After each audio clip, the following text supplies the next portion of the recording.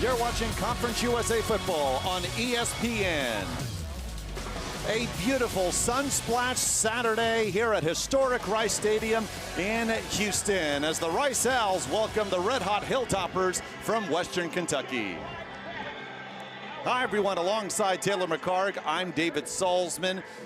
Western Kentucky still with a shot at making it to the Conference USA title game. They are 4-1 in league play, taking on a Rice team coming off back-to-back heartbreaking losses in overtime to North Texas and Charlotte. Taylor, these are two very different offenses, and for Western Kentucky, look, there are prolific quarterbacks all across the FBS, but what makes Bailey Zappe so different and special? Well, Bailey Zappe is accurate downfield, and they throw it around. Western Kentucky puts the ball up, very explosive passing attack, but they hit their shot plays. Bailey Zappe's accurate in the intermediate passing as well, and he does everything for this offense. You see the 37 touchdowns as well. They put the ball away in the end zone when they have opportunities. Bailey Zappe from nearby Victoria and played his first 4 years of college football at nearby Houston Baptist. Western Kentucky, they're going to want to throw the ball. We know that. For Rice, they'd love to keep it on the ground, and maybe to a man in Ari Broussard coming off the best performance by a running back at Rice last week. We're expecting Ari Broussard to have a busy day today for Rice.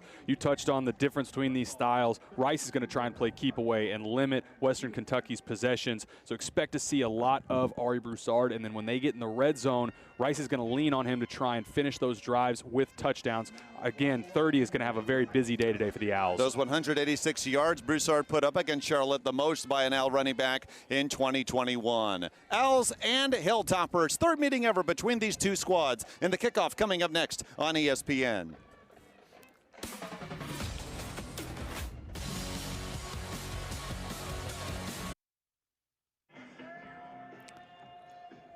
Getting ready to kick off here at Rice Stadium, and already some bad news for the Owls. Jordan Myers does not have pads on, and so obviously he's not going to play today. The 6-year graduate from Dickinson, Texas, with 8 rushing touchdowns, part of that Rice running attack. We talked, Taylor, about Ari Broussard in the open coming off the 186 rushing yard performance against Charlotte, but this is still, in Myers, a big key to the Rice offense who will be absent. A big loss for the Owls, and you touched on his impact in the running game, but also 25 receptions, over 250 yards receiving as well. A lot of the play action that Rice runs, he's a factor in. He will be missed, and it's going to be up to the rest of that running back room. We touched on Ari Broussard, but the rest of the guys in that room are going to have to pick him up today.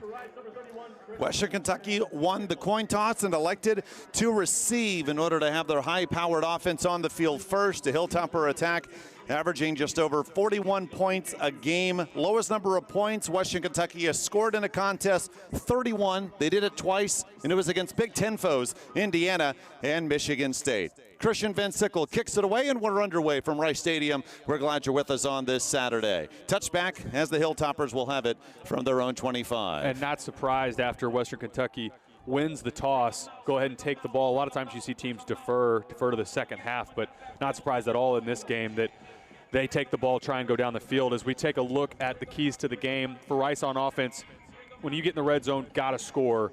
For defense, you'll see here, get pressure on Bailey Zappe. Middle Tennessee did a good job of that last week. And then for Western Kentucky, build an early lead. I think that's why they win the toss. They take the ball first. And then for their defense, get off the field on fourth down. Rice, one of the best teams in the country on fourth down. On first down, Zappe throws and finds Mitchell Tinsley, junior from Lee Summit, Missouri, with the catch. It's enough for the first, a gain of 10. Tinsley's 44th catch of the season, Taylor, and that's third on this squad. You'll see tempo in Western Kentucky. This isn't even the hurry-up for them, but they get through their snaps so quickly. This offense, when they decide they want to go up-tempo, their drives move really quickly. And bad news defensively for Rice. Antonio Montero is not in, junior from Eden Prairie, Minnesota, their leading tackler. Quick tackle made. Sean Fresh was right on it. Malachi Corley, freshman from Orange City, Florida, with the catch. But a limited gain on first down, setting up second down and 8. Sean Fresh doing a good job on the perimeter, shedding a block. The screen game is really just an extension of the run game for Western Kentucky, and these corners on the edge for Rice going to have to fight off those blocks and make tackles in the open field. Zappe, 2 for 2 in the early going, averages 49 pass attempts a game. His 37 touchdowns leads the FBS, but only 6 interceptions. Second and 8. Zappe fires, and the catch made, a first down, sliding just shy of midfield. First of probably many catches today for Jareth Stearns, who, like Bailey Zappe, transferred to Western Kentucky from HBU. Stearns' second grab is his 106th of the season to lead the FBS, and he is in Rice territory. Second down and 2 coming up. The screen game, again, they're just a quick bubble screen, and this is designed. Western Kentucky only runs for a little over 100 yards a game, but that's how they pick up. You see there an 8-yard completion. They're just flipping that out on the edge. Expect a lot of that from the Hilltoppers offense today. Rice head coach Mike Bloomgren says that really the run game for Western Kentucky is their screens, like that one. On second down, first handoff, and Noah Whittington is tripped up. He's a yard shy of the first down marker. Freshman from Fort Valley, Georgia. Naeem Smith, the free safety from Iowa City, came to make the stop. We'll see here, likely 4-down territory for Western Kentucky. Would expect they change personnel. Do they keep this on the ground or go empty and let Bailey Zappe throw it for the first? 3rd and 1 from the Al 44.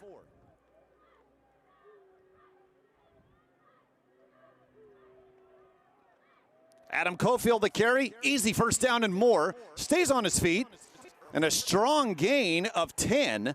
You mentioned how Western Kentucky's not going to run the ball all that much. They average 98 yards rushing a contest. They'll take that 10-yard gain, and it extends the drive. First down, blitz. Zappe fires. Catch made, Tinsley up the seam.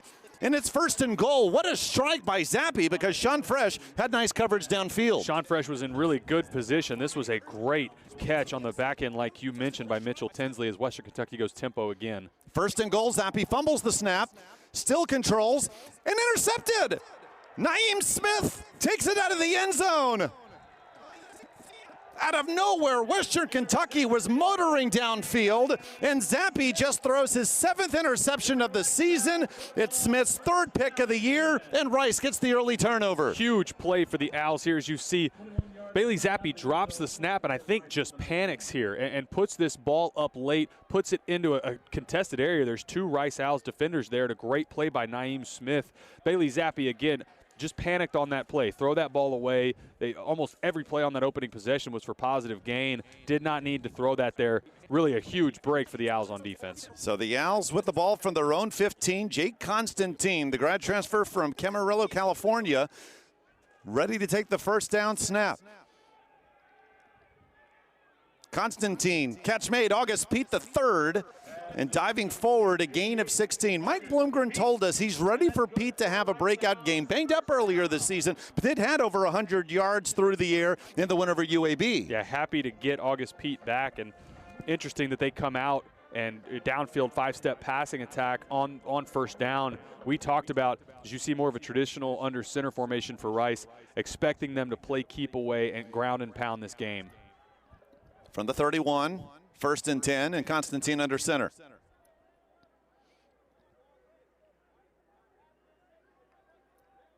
Here's the ground and pound we expect to see a lot of. Bouncing it outside, it is Broussard, sophomore from New Orleans, gains a couple. Good open field tackle coming from the safety position by Trey Shaw.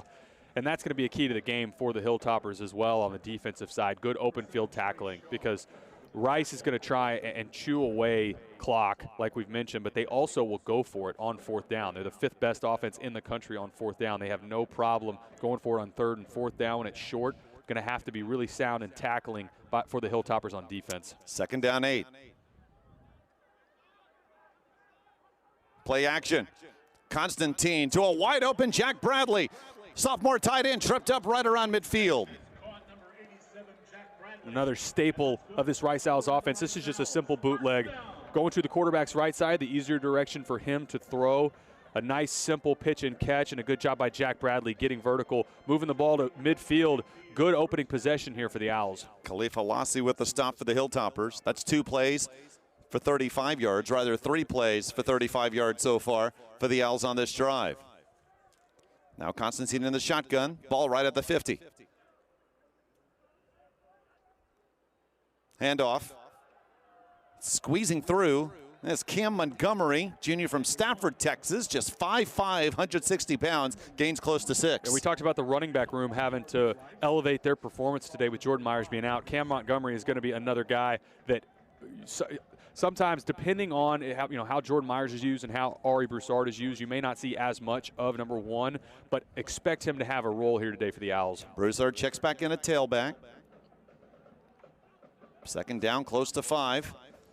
Owls are in Western Kentucky territory. Constantine steps up. Contact, no flag. Cedric Patterson, the third, the intended receiver, and it's third down. Interesting there. I thought you may get a call for pass interference. If you take a look on the replay right at the top of the screen, Jake Constantine getting the ball out on the curl route. I think Western Kentucky just a little bit early there in coverage, but I don't mind the no call early in the game. Set up a 3rd and medium, and this is the territory where Rice tends to go for it, and especially in this game. Don't be surprised if this is 4-down territory. It was Jaquez Evans on the Hilltopper pressure, setting up this third down. Owls converting 36% of their third downs coming in. First down marker at the 40. Constantine. That's Jake Bailey, the catch. Right around the first down marker is where he's hauled down, and they will move the chains. Beanie Bishop makes the stop, but there's the third down conversion that Rice wanted. Good contested catch on the shallow cross from Jake Bailey, as you see right in the middle of the screen.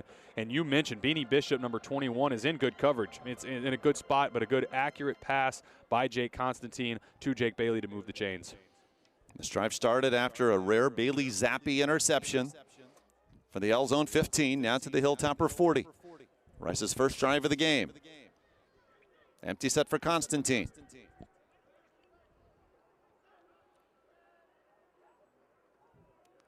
Constantine throws. Caught out of bounds. That's Pete. Gain of 4. For anybody that has not watched Rice coming into this season, and if you haven't watched Jake Constantine before, had 2 FCS playoff appearances at Weber State, has played a lot of football, and is a mature quarterback that Coach Bloomgren has talked about. They trust him entirely. That's a good, simple completion there that you see out of a veteran quarterback. Don't force anything. Take the 4 yards. And Mike Bloomgren wants him to be more efficient, completing just 54% of his throws his last 2 starts. 2nd and 6. Constantine hands off Broussard right up the gut. Moves forward, down just shy of the marker. 3rd and 1 coming for this Owl attack. The Owls, like a lot of offenses, they'll script their first few plays, 15 to 25-ish plays depending. And this opening script for this staff, for offensive coordinator Tuasisopo and Coach Bloomgren, a good opening drive here, setting up a 3rd and short. Just 3rd and 1. No wideouts to speak of.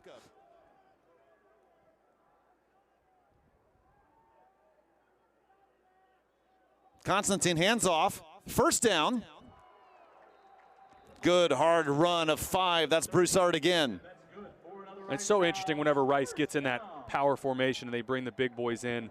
You know where it's going. The defense knows it's coming right at them, but you see here at the point of attack, not touched until he's 2.5 yards downfield, and a great job by the fullback, Brandon Suckley, leading that charge. This is exactly what Mike Bloomgren told us he wants his team to do. Obviously, he wants this drive to end in points, but use time off that clock to prevent Western Kentucky's potent offensive attack for seeing the field for very long. 1st and 10 from the 26. Constantine hands off. Broussard tries to bounce it outside. Gain of a couple. Nico Cooper, sophomore from Memphis, Tennessee, hung on for those couple of yards.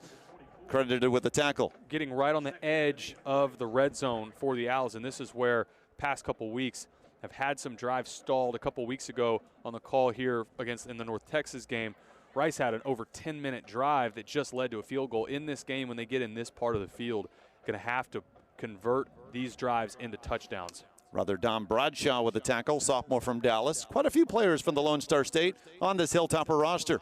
2nd and 8.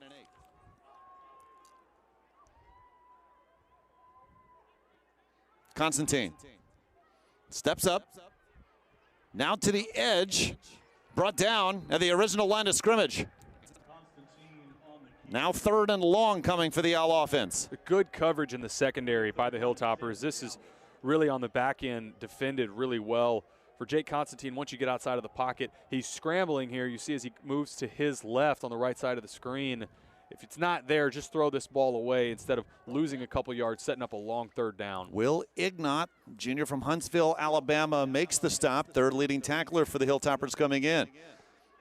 So 3rd and 10 with the first down marker at the 16.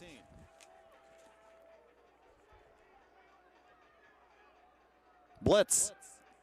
Constantine steps up, fires, caught, first down. Pete lost the football. Western Kentucky recovers. Hilltopper football. Antoine Kincaid made the recovery and had control of the football in bounds. Both teams with drives downfield, ending in turnovers. And for Rice, disaster here. A great job by Western Kentucky stripping the ball there. For Rice, again, we talked about having to punch the ball away and ending those drives and touchdowns. The one thing you can't have happen, turning it over in the red zone. A Hilltopper team +8 in turnover ratio, and they come through with a fumble recovery. They'll have it from their own 3 when we return. As today's game sponsor, direct your attention down to the field now as Director of Sales. Scoreless, Rice and Western Kentucky, 5:56 to go in the first quarter, and both initial drives for these teams ending in turnovers. Yeah, and for Rice especially there, getting into the red zone, we touched on how important it was going to be. As you take a look at the replay here, August Pete does a good job coming back to the ball. Have to secure this and know you've got defenders coming in your direction. Beanie Bishop, a good job forcing that turnover for the Hilltoppers. Beanie Bishop had 2 picks in the win over their rivals Middle Tennessee last week and was named Conference USA Defensive Player of the Week. And with a big defensive play, first time he saw the field to lead to the turnover. Noah Whittington, a first down gain of about 5, and it's 2nd and 5 coming. So Western Kentucky's first drive went 67 yards. Rice's first drive went 82 yards, but no points because of the turnovers. Bailey Zappe grew up a couple of hours from here, Victoria, Texas. Throws an easy catch and run for the first. Dawood Davis's first grab. Junior from Broward County, Florida, an Oregon transfer, brought down all the way to the 26. Early on in this game, not a lot of pressure from Rice on Bailey Zappe, and we touched on how important that's going to be. Playing a little bit soft right now, giving up those underneath completions. We expect to see some sort of pressure from the Owls as this game goes along. 1st and 10. Zappe play action. Same play as before. Oh, and Davis stays on his feet after the first lick and takes a couple of Owls with him, a couple of extra yards. A gain of 22 to the 48. Good completion out to Dawood Davis. And for the Owls, I believe this is Gabe Taylor coming in. Got to wrap up there. It's not enough to just throw the shoulder and knock a big receiver like Dawood Davis down.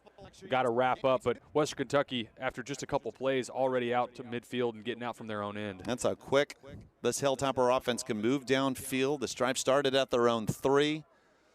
They've gone 45 yards in just 4 plays. 1st and 10, Zappe throws. Catch Tinsley. Hilltoppers already in L territory.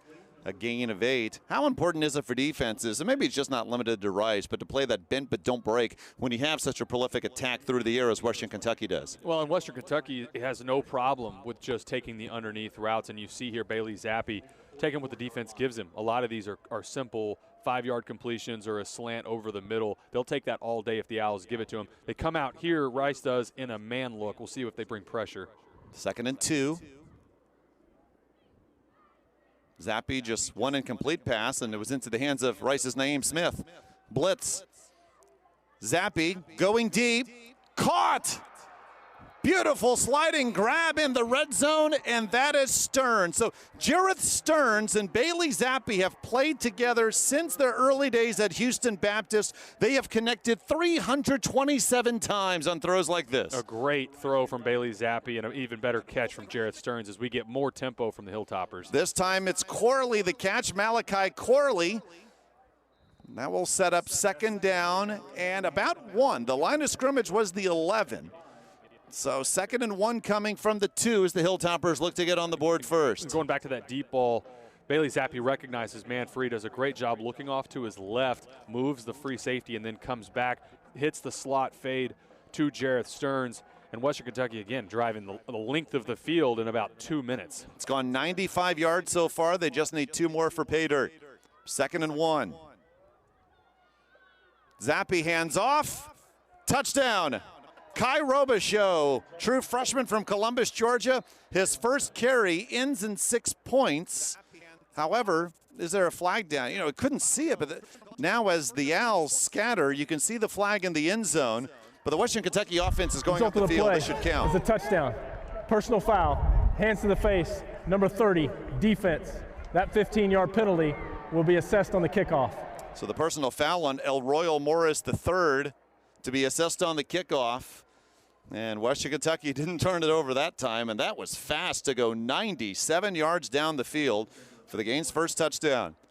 Braden Narveson, sophomore from Scottsdale, Arizona, transfer from Iowa State, on to attempt the PAT. Not a great snap, and a good job by the holder, John Haggerty III, who's also the Hilltopper punter, to get it down. And Narveson kicks it through. 7-0 Western Kentucky as the Hilltoppers look to go 5-1 in Conference USA. Plays 97 yards on the drive. Bailey Zappe, this is the prettiest catch of the drive for sure by his favorite target, Jared Stearns. That's that inside fade, and Jared Stearns just gets in good position and a great throw. Put it on the outside shoulder by Bailey Zappe. We talked about at the open what makes Bailey Zappe so good, and it's a combination of hitting those shot plays and being effective downfield as well as intermediate passing. Look, Jared Stearns, he's just 5'9". He's going to get looks by NFL teams. And you see other receivers at 5'9" who have had quite successful NFL careers. Steve Smith, Wes Welker, to name a couple, Lance Moore, Jakeem Grant, the others. He's an AP midseason All-American. And so far with his 3 catches today, 107 receptions to lead the FBS. A 7-0 Western Kentucky lead, as Rice returns the kickoff, which was kicked away from the 50 due to the personal foul called on the Hilltopper touchdown, and not much doing on the Juma Ottaviano return. So Rice, who did move the ball 82 yards on their first try, but it ended in a fumble, will have the ball again deep in their own territory. From Rice Stadium with Taylor McCarg, I'm David Salzman. Taylor, you quarterback Rice to the 2013 Conference USA title, but before that in 2012, your Owls were in a similar position to what the Owls are here today. You actually started 2-6, and at this time in 2012, we're 4-6. Your Owls won the last 4 games of the season to make it to the Armed Forces Bowl and whipped Air Force. A big reason why Mike Bloomgren asked you to talk to the Rice team earlier today to tell them about your experience and how still hopes are there for this Owl program to make a bowl in 2021. Yeah, as we see play action here. Jake Constantine finds Jager Bull, and a gain of a couple. How was it talking to the team? Good catch there by Jager Bull. But yeah, there are a lot of similarities between this team right now and losing some close games, the back-to-back overtime losses, and that 2012 team trying to get on the right side of things. And once we got the momentum on our side, rattled off 5 wins in a row, that's what I think led to the momentum going into 2013 and then a 10-win season and a conference championship. But it's really hard to win college football games, and a lot of them, they come down to one possession at the end of games, and Rice is right there on putting some of those away. And I think, there are a lot of similarities between that team a few years ago and this 2021 Rice team. 2nd and 7 after the 3-yard catch by Jager Bull. Handoff and straight up the gut. That's a first down run. And that is Broussard gaining 8. Even before you had that 4-game winning streak to end the 2012 regular season, you had some close losses. So what similarities do you see with your team versus the one we're watching today? Yeah, I think a lot of times, and it's young football teams in general, and teams that don't have experience winning, but it's trying to do too much at the end of games. Either if you are up a possession or down a possession, it's trying to do too much and forcing too much. I think that's what you've seen the last couple of weeks against North Texas and against Charlotte with late game overtime losses. And Mike Bloomgren telling us and his team, we have to find a way to finish these games that they've lost the last 2 weeks. Blitz coming and pressure on Constantine on first down. Still able to throw and find Cedric Patterson III for the grab. Brought down at the 48 for the first, and how about Constantine buying time with 2 Hilltoppers chasing him? Great individual effort. D'Angelo Malone, you'll see here, he beats his man off the right side, and this is a great individual effort by Jake Constantine, moving out to his right, keeping his eyes downfield, and making it a positive play out of really what could have been a sack there. Just 1 incomplete pass for Constantine so far. We mentioned how Rice coaches wanted to be more efficient. First 2 starts, he completed 73% of his throws. Last 2 starts, just 54%. On first down, Broussard tries to cut it outside. Hilltoppers are there. Gain of a couple. A.J. Brathwaite Jr., sophomore safety, was the Hilltopper to finish Broussard off. I think we likely get one more play before the end of the first quarter, but for Rice, moving forward into this second quarter, it's again, don't panic, right? You knew Western Kentucky was going to come out, be able to move the football, but whenever you get your opportunities, it's stay on the field and get points. Can't have any more turnovers in the red zone, but this is the kind of game that we expected this to be. Second down along 7. As you said, Taylor, probably the last play of the quarter. However, an empty set. Will Rice look to throw? Constantine will go deep with a man open and too long, incomplete, looking for Kobe Campbell. I'm not sure that would have counted anyway. Campbell was out of bounds at one point during his round. So we will see another play. 6 seconds remaining in the first, and 3rd and 7 coming up. And surprised we didn't get pass interference down here to the bottom. Rice is working on a double move, and receiver shoved out of bounds. As you take a look here, we'll miss it on this replay, but receiver gets forced out. You saw the referee throw his hat as well. Interested to see that that was not called, but I thought you may get PI there as it sets up a long third down here. 3rd and along 7. First down marker right at the Western Kentucky 42. Constantine hands it off. Broussard stretches forward to the 45. And you alluded to it early in the game. Rice more and more is going for it on 4th down, and perhaps that 3rd down run was in hopes of setting up such a 4th and short where Mike Bloomgren will keep the offense out on the field. He has time to think about his decision with his team trailing Western Kentucky at the end of a quarter by a score of 7-0. Just the 3rd meeting all time between these teams. A Western Kentucky team used to hot starts, especially since conference play has begun, and they're up 7-0 as we're about to start the second quarter. Rice, 4th and a long 3 with the ball just shy of the Hilltopper 45, and you see Jay Constantine and the Owl offense on the field. The Owls have converted 11 of their last 13 4th downs. They need the 42 to continue this drive. With Taylor McCarrick, I'm David Salzman from Rice Stadium. Constantine. Pass tipped. Incomplete. Western Kentucky football. Mike Bloomgren took the chance, but the defense was there for WKU. And I don't mind the call because Rice knew coming into this game they were going to have to stay on the field, but a good job up front by the D-line for Western Kentucky. You're not getting home, so get a hand up, deflect that pass. The concept was open. They're running the space concept, and it's there. Again, a good job by Western Kentucky up front. I don't think we had the number there. But Darius Shipp was the one that wound up tipping the pass. Big 305-pound junior defensive tackle. But again, I don't mind the call. That long 3rd down, I question maybe the run to just pick up a handful. You'd like for that to be a 4th and 1 or 2. But again, credit the Hilltoppers for getting off the field. Bailey Zappe is 10 of 11 passing. He'll hand it off on 1st down. Elijah Garcia, 6-year graduate nose tackle from San Antonio and 4-time conference honor roll member, makes the stop. A gain of 3 on the carry by Cofield. Kai Robichaux with the game's only touchdown, 2-yard touchdown run, but Zappe again, 10 of 11 passing for 145 yards. All of his throws have ended up in the hands of someone. His only incomplete pass officially was into the hands of Rice free safety Naeem Smith. The HBU transfer, who says transferring to Western Kentucky, best decision he's ever made. He's in the national spotlight now. 2nd down 7. Plenty of time for Zappe. Now fires through the hands, incomplete of Corley. Good coverage downfield by the Owls. Bailey Zappe does a good job. He recognizes Rice is just rushing 3, plenty of time. And when Bailey Zappe scrambles, it's usually scrambling to throw. He doesn't take off very often. A little bit inaccurate there. And again, good coverage by the Owls, setting up a long 3rd down. So can the Owls get the football back if they can force WKU to go 3 and out? First down marker at the 44.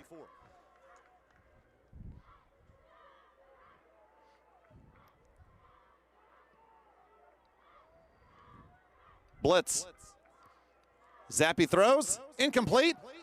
No flag. Sean Fresh the coverage. Corley looking around, but Fresh has helped the Owls to force a 3 and out.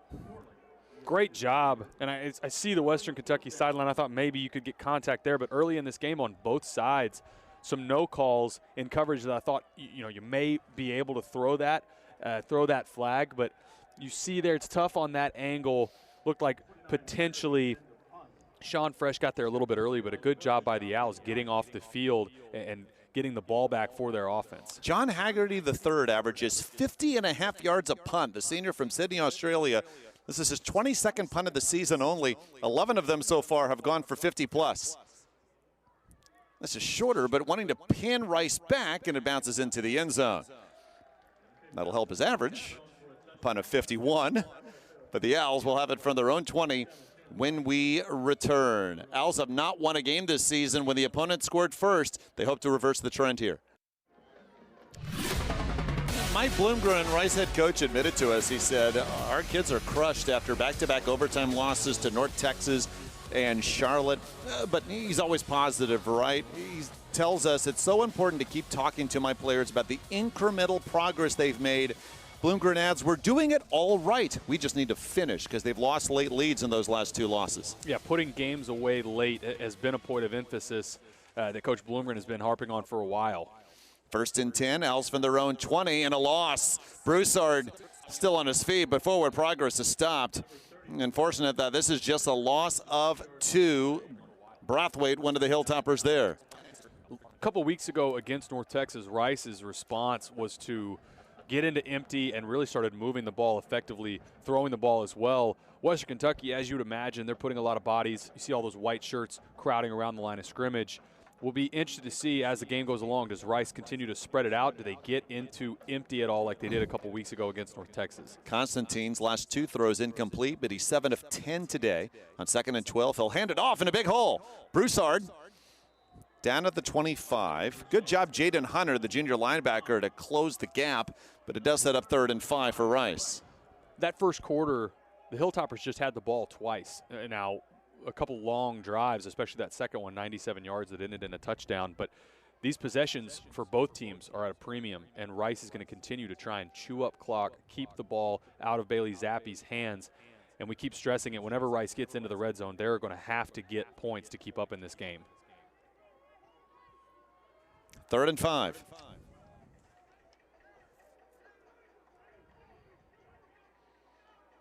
Hilltoppers bring 4. Constantine fires and sails over the head of Patterson.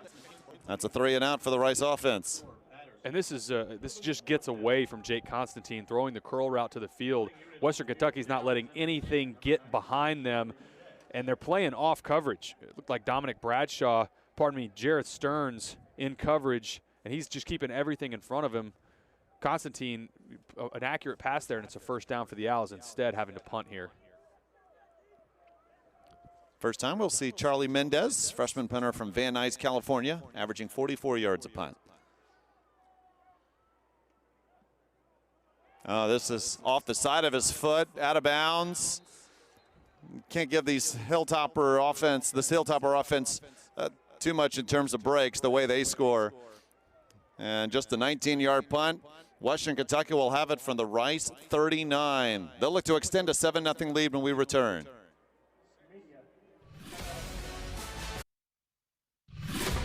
A return to Houston for the head coach of Western Kentucky, Tyson Helton. His dad, Kim, was the head coach of Houston when he was a quarterback there. Tyson, 2019 Conference USA Coach of the Year. Kim Helton, Conference USA Coach of the Year in 1996. So Kim and Tyson, the only father-son duo to win Conference USA Coach of the Year honors. Says it's nice to come to Houston in early November when it's weather like this. Temperature shouldn't get to the 70s. What a Western Kentucky squad he has here. Still very much in contention to make it to the conference title game. On 1st down, Noah Whittington, a short gain. And so it'll be 2nd down, a long 9 coming for Western Kentucky. This off a 19-yard punt off the foot of Charlie Mendez. Ball inside the Rice 40 with Western Kentucky leading 7-0. With Taylor McCarg, I'm David Salzman from Rice Stadium. Bailey Zappe awaits the shotgun snap. Zappe heaving it deep. Incomplete, but a flag down.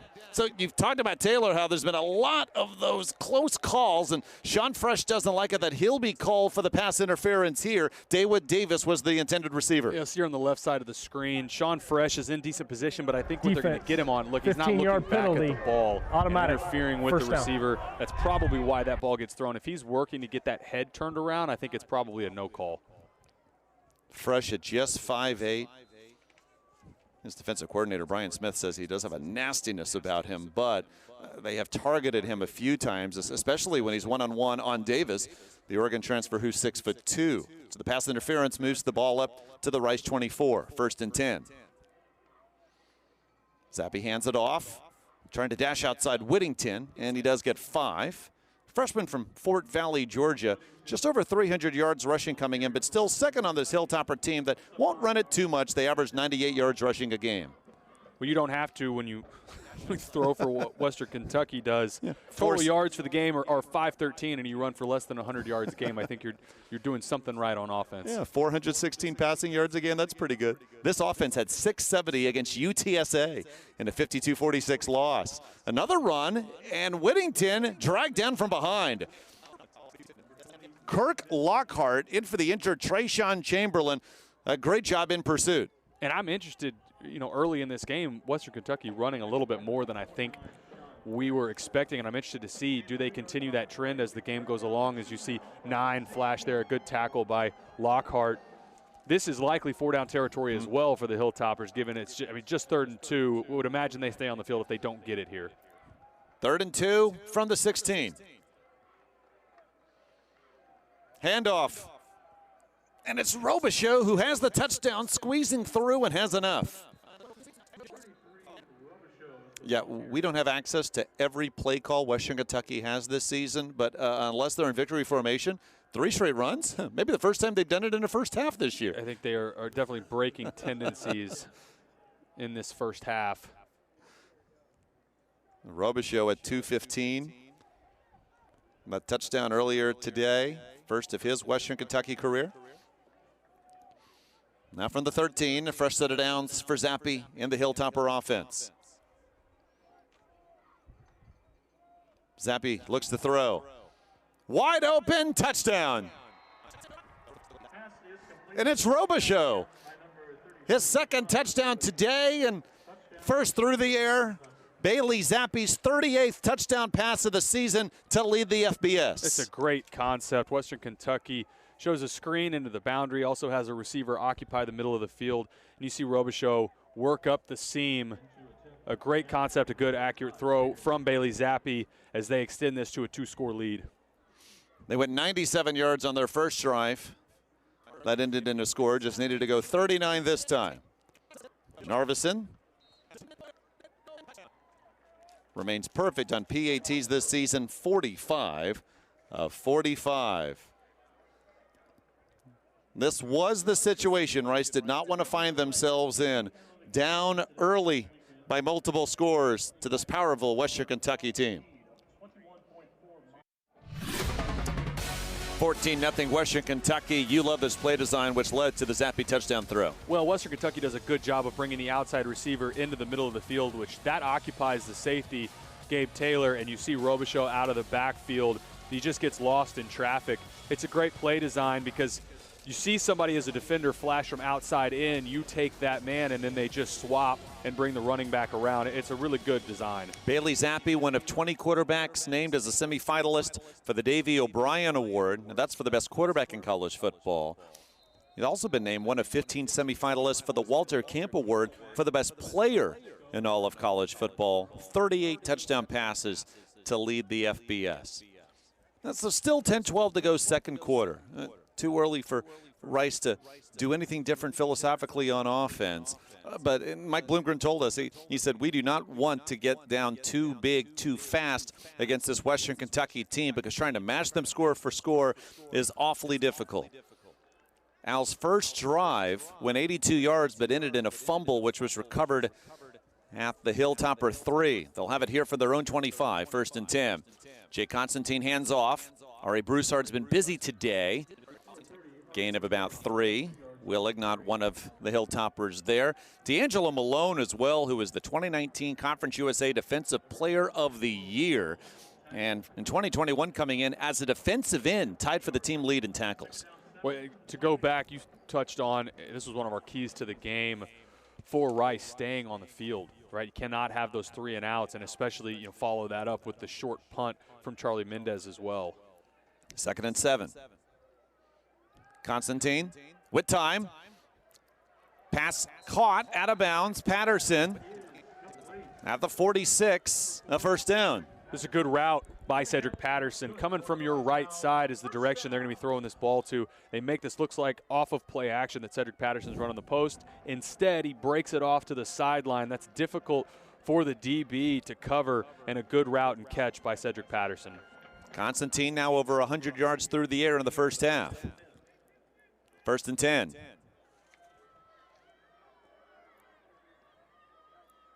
Constantine hands it off, and Kalen Griffin, that faked me out. The fake was to Griffin, and then the throw was knocked down. And so 2nd and 10 coming up. Targeting August Pete, and you'll see here, August is at the bottom of the screen. And there's a lot of traffic in here. Watch as Jake Constantine releases this ball through the middle of the field. Look at all of the traffic in there. They're honestly lucky, Rice is, that this ball is tipped at the line of scrimmages. I think there's a couple different Hilltopper defenders that would have had a chance to intercept that pass. That was Malone with the tip, and now 2nd down and 10.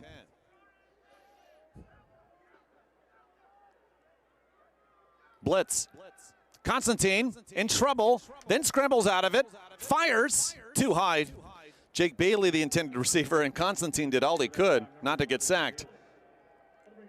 And that 1st down and 2nd down incompletion from Jake Constantine in this offense, that's exactly what Coach Bloomgren talked about. These are the things that they can't have. And we'll go back to a key to the game for Western Kentucky to get out to that early lead, because this is the type of game that this Rice offense is not designed to keep up in. It's difficult for them to come back from multiple scores. So early in this game, obviously advantage Hilltoppers, and doing a lot of things well on both sides of the ball. Now 3rd and 10. Owls 2 of 5 on thirds today. Hilltoppers just bring 3. Constantine, though pressured, lost the football. He did recover it, but a big loss, and Rice will have to punt. And that was big Darius Shipp providing the final pressure.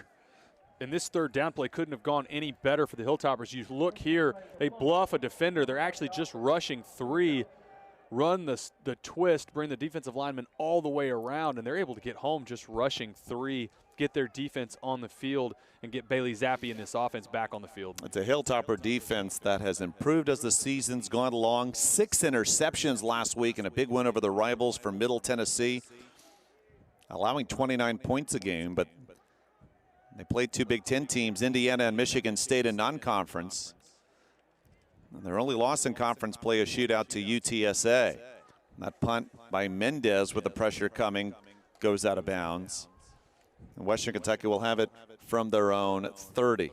But you touched on, going back to Western Kentucky's schedule, if you look through that 4-game losing streak, Army, that's a 3-loss team, but they've won the Commander-in-Chief's trophy. They're getting top 25 votes. Indiana's not who we thought they were going to be, but Michigan State and UTSA, both ranked teams. Michigan State still with the potential to be a Final Four team. So this Western Kentucky, their schedule, similar to Rice, really challenging in the first half, but you're seeing the talent of this team show through in this 4-game win streak that they're on. They end the regular season with FAU and Marshall. Chance to win the West. Zappe throws, and out of bounds is Jareth Stearns. Rather, it's Josh Stearns, Jareth's brother, wearing number 9. And the freshman from Waxahachie, Texas, with Jareth being a junior. Josh's 15th catch of the season and first today, a gain of 5. And I gave his brother credit for a pass defended earlier in this game. I was referring to Dominic Bradshaw, number 9, had the wrong single digit. I don't think Jareth Stearns does a lot, but he doesn't play corner. 2nd down, Zappe finds Tinsley, and Tinsley breaks free. Mitchell Tinsley, touchdown. 65 yards, and the Hilltoppers have broken it open in the second quarter. For the first quarter and a half, Western Kentucky, a lot of underneath passes, not too many shot plays, but you see here the explosive ability of this offense. They just hit the skinny post, And for Rice, we talked about you got to bring these receivers down at first contact, can't just throw a shoulder, and a great job in the run after catch by Mitchell Tinsley for the huge touchdown there for the Hilltoppers.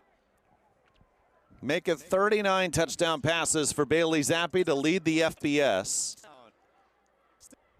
That's their 4th pass play of over 20 yards today, and their 62nd of the season, a pass play of 20 or more yards. Narveson kicks the extra point through, and after such a promising start, Rice got the turnover on Western Kentucky's opening drive, drove it downfield, but fumbled away the football at the 3 on their first drive. But now the Hilltoppers with their foot on the gas, up 21-0. Yeah, the Rice defense had done a good job forcing Western Kentucky to methodically move downfield, but you knew you couldn't hold them down forever. 65-yard touchdown pass to put them up 21-0. Well, Western Kentucky, Houston Baptist Northeast, they did move 4 HBU players on offense to Bowling Green, Kentucky, and their offensive coordinator, Zach Kitley, in the offseason. Bailey Zappe leading the FBS in touchdowns. Jared Stearns leading the FBS in receptions. Josh Stearns had a catch on that touchdown drive. Ben Ratzlaff as well, with 7 catches on the season, had over 100 at HBU in his career. Zach Kitley, just 30 years old in his first season as offensive coordinator at Western Kentucky, and head coach Tyson Helton told us, he said, we just knew we needed a change philosophically, and then along with the players from HBU, that could get us in the national conversation. Well, that's happened because perhaps on their way with a 21-0 lead, going 5-1 in conference play. I mentioned Bailey Zappe now up for national awards. Jareth Stearns as well, a midseason All-American. Yeah, we apologize to any Husky fans from across the way in Houston that may be watching this, but it is impressive how quickly they have gotten these guys from HBU up to Western Kentucky and gotten them in the system, and how effective they've been to this point in the season. After the touchback, 1st and 10 for the 25, and Ari Broussard, the first down carry. Antoine Kincaid, the tackle, but not before a gain of 6. And I think that speaks again to what Coach Helton has built at Western Kentucky, going back to those transfers, because that has the ability to go one way or the other, and it's worked out well for the Hilltoppers. But there's the chance that you bring in 4 or 5 guys like that and the offensive coordinator. If that doesn't mesh well, now you've got a bit of a crisis, because now internally you've got guys that, well, we didn't want them coming up here. Instead, they've bought in both sides. It's been a perfect marriage between both of these sides, and you've seen it pay dividends to this point in the season. 2nd and 4, Constantine throws and intercepted down the sideline, although the whistle blows. So this will not be a touchdown for Dom Bradshaw. We're still waiting on the ruling as to whether Bradshaw made the catch with a foot in bounds. The line judge on the right sideline, I believe, blew the result whistle. of the play is an interception. We had an inadvertent whistle. The ball will be placed at the 35-yard line. Inadvertent whistle. And so a break for the Owls, but Dom Bradshaw does get the INT. Junior's first of the year, if it is held up. Yeah, we'll see if we get another look here. And you take a look, Jake Constantine, again, under a little bit of pressure. Actually, here, no pressure at all. Excuse me. Ball just gets away from him a little bit. And a great job, Western Kentucky. I couldn't tell if that right foot steps out of bounds. If it doesn't, that inadvertent whistle cost Dominic Bradshaw a pick 6. But going back to Jake Constantine, not under pressure at all. It just looks like quick game, trying to hit the out from the inside receiver and lets one sail away from him. I'm interested to see do we have another look from the other angle down the line, because if Dominic Bradshaw, if that right foot doesn't go out of bounds, that inadvertent whistle by this crew cost Western Kentucky a pick 6. Either way, big picture for Rice, 2 first-half turnovers. The margin for error for Rice coming in this game and going up against the #1 offense in the country was so thin. Can't get away with 2 first-half turnovers. They've limited penalties. I think that's one of the things that they've stressed as well. And we'll take a look here as we see Dominic Bradshaw off of the deflection. Can we see that right foot? I'm not sure you can see it there either. So nothing definitive. But either way, Western Kentucky with good field position again, whether it be by turnover or the muffed punt we saw earlier. A lot of this second quarter has been spent in Rice's territory. And now after Scott reviewing Harden the play, will give us the ruling. The ruling on the field is confirmed. It's an interception. The runner stepped out of bounds at the 34-yard line. It'll be 1st and 10 at that spot. Here's one more look. Bradshaw's first pick of the year. And I think this will be the best angle we get. Clearly an interception with the foot in bounds, and you do see the right foot on the turf. Okay, so that's the angle we were missing. But a good heads-up play by number 9, Dominic Bradshaw, in coverage, setting up the Hilltoppers again with really good field position inside the 35-yard line. A Western Kentucky offense, 261 yards already. Bailey Zappe, 13 of 16 for 228, 2 touchdowns and an interception. 1st and 10. Zappe going deep, caught. This is Tinsley again. It's going to be 1st and goal. Mitchell Tinsley's up to 5 grabs for over 130 yards. And for that first quarter and a half, Western Kentucky kept everything in that 5 to 10 yard completion range, but now we're starting to see them spread it out a little bit and really stretch the ball downfield, and Mitchell Tinsley continues his big day. All the way to the 7, 1st and goal. Zappe, catch made, strolling to the corner, a touchdown. Dalvin Smith, freshman from Glasgow, Kentucky, has 6 catches this season and 4 for scores. Getting everybody involved. That's not a bad 6 catches and 4 touchdowns. It's a good fantasy line. But for Western Kentucky, you see how quickly they can move the ball down the field. And you give them a short field, just a couple plays, and they're in the end zone. And for this first half, started a little bit slow for them coming off the turnover, but if you take away that interception on the first drive, really have dominated this first half. 3 touchdowns in the last 3 minutes and 53 seconds. And the Hilltoppers are putting their mark on this game at Rice Stadium. 28-0 Hilltoppers. This is a Rice team that had upset UAB on the road, lost leads late, and fell in overtime to North Texas and Charlotte. And now it's been a while since they've been dominated like this. Really UTSA the last time that happened. But a steep hill to climb for these Owls now, down at 28-0 and 6:19 still remaining first half. Yeah, the first half turnovers, especially go back to their first possession of the game. A great opening drive, get down into the red zone, and the August Pete fumble. From there, really from that moment on, it feels like the momentum has been on Western Kentucky's side. And now for Rice, 4 touchdown hole that you're in, still 6 minutes left in the second quarter against an offense that averages over 500 yards a game and close to 42 points a game. So a tall task for Rice if they're going to climb back in this game. Corey Munson kicks it away. And this returnable. Juma Otoviano to the 25. Number 8 is Fabiano with the return for Rice. He's back to the 25. Jay Constantine got off to the hot start. He was 7 of 8, but has just completed 1 of his last 7 passes, including the interception, which set Western Kentucky up for that last short touchdown drive.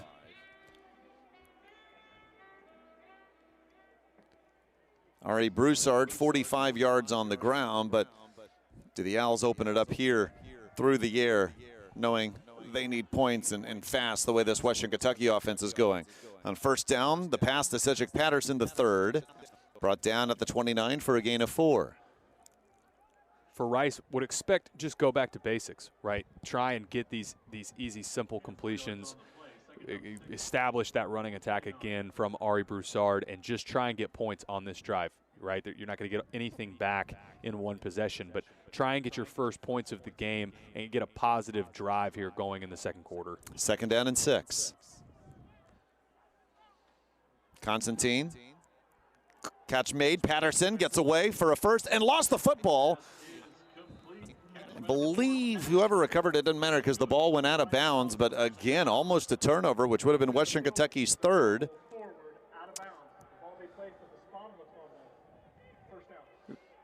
Ball is placed at the 40, so that's a gain of 11. Quick sprint out to the field and a good job by Cedric Patterson on the left side. You see there making a defender miss, but get that ball in the outside arm. You have it in the inside arm. It's easy for the defender. You've got people chasing you. Get that ball in the outside arm and take care of it. 1st and 10, Constantine under center. Pitch. Gain of about 5. Kalen Griffin's first carry, freshman from Tyler, Texas. 2nd and 5 coming up. Another staple of this Rice offense, the quick toss that still stays in the interior of the offensive line, pick up 4 yards. That's such a key for this offense. For Rice, you got to stay on the right side of the sticks, because when you get in 2nd and long, and especially 3rd and long, makes this offense one-dimensional and makes it really difficult the way this offense is structured. Owls get the ball first to begin the second half. If they can have one of those methodical drives we're used to seeing from them, get the ball back to make it a 2-score game, potentially early 3rd quarter, that would give them even more momentum. As Griffin to the outside, flag down, face mask or horse collar, this very likely on Jaquez Evans. 2 flags are down where the tackle was made, and Griffin's a bit banged up. In fact, he's going to have to go back to the sideline after that gain of 4. And this will be, it looks like, a face mask, like you mentioned, so this will extend it down closer to the 35-yard line. Personal foul, face mask, number 90, defense. 15-yard penalty from the end of the run, automatic, first down. Again, that's on Jaquez Evans, freshman from Dublin, Georgia. You see a good job by Jaquez Evans getting on the outside, but get the hand up high. And really, Kalen Griffin, lucky that leg doesn't get rolled up even further under 90. But good position and a good field position and a good drive here for the Owls. We talked about the importance of getting some points here on the board. From the Hilltopper 36, Constantine steps up to the end zone. Incomplete. Flag down. Looking for Jake Bailey in double coverage. Looks like we'll move the ball forward 15 more yards. And Dominic Bradshaw in coverage, I think, is just a little bit early. Defense, number 11, 15-yard penalty, automatic, first down. Calling this on Jaden Hunter. It looked to me like this was coming from the corner position. We'll take another look. Running the post, and that, yeah. Well, they call it. It was Bradshaw with the contact. They'll call it on Kincaid. Right. I still think it was Dominic Bradshaw, number 9, that got there a little bit early. Was in good position, but again, another inching this along for the Owls as they get right on the edge of the red zone. Deepest the Owls have been since their opening drive when they fumbled it away at the 3. Ari Broussard. Malone, one of the Hilltoppers there on the stop, but a gain of 4. As we're at 4 minutes to go first half. What's the balance between, we need points, but we don't want to give this Hilltopper offense the ball back with too much time on the clock this half? Yeah, it's that fine line of they need a touchdown here, obviously, but you want to try and take off as much of this time as you can, like you mentioned, to get a stop and then get the ball in the second half to try and get a score to open the 3rd quarter and cut this to just a 2-score lead for the Hilltoppers. 2nd and 6. Pitch. Broussard. Cutting it back. Yeah, a lot of these runs from him, 4 or 5 yards. He gets 5 there, so 3rd and 1 coming up. And that's early in the game. What Western Kentucky was doing a good job of, winning at the point of attack. As you see here, Ari Broussard, good patient vision and then getting vertical. But for Western Kentucky in that first quarter especially, they weren't giving up those 3, 4, 5-yard chunk plays. It was really just 1 or 2 yards, and it forced Rice to be in 3rd and 8, and that's not really where this offense thrives. And then it sets up, we saw 4th and 4 earlier. Well, Rice loves to go for it on 4th down, but not from that distance. Ethan Onianwa shifts from fullback to tight end. The handoff to Broussard and stays on his feet. Flag down. Broussard in the end zone, but will this be coming back?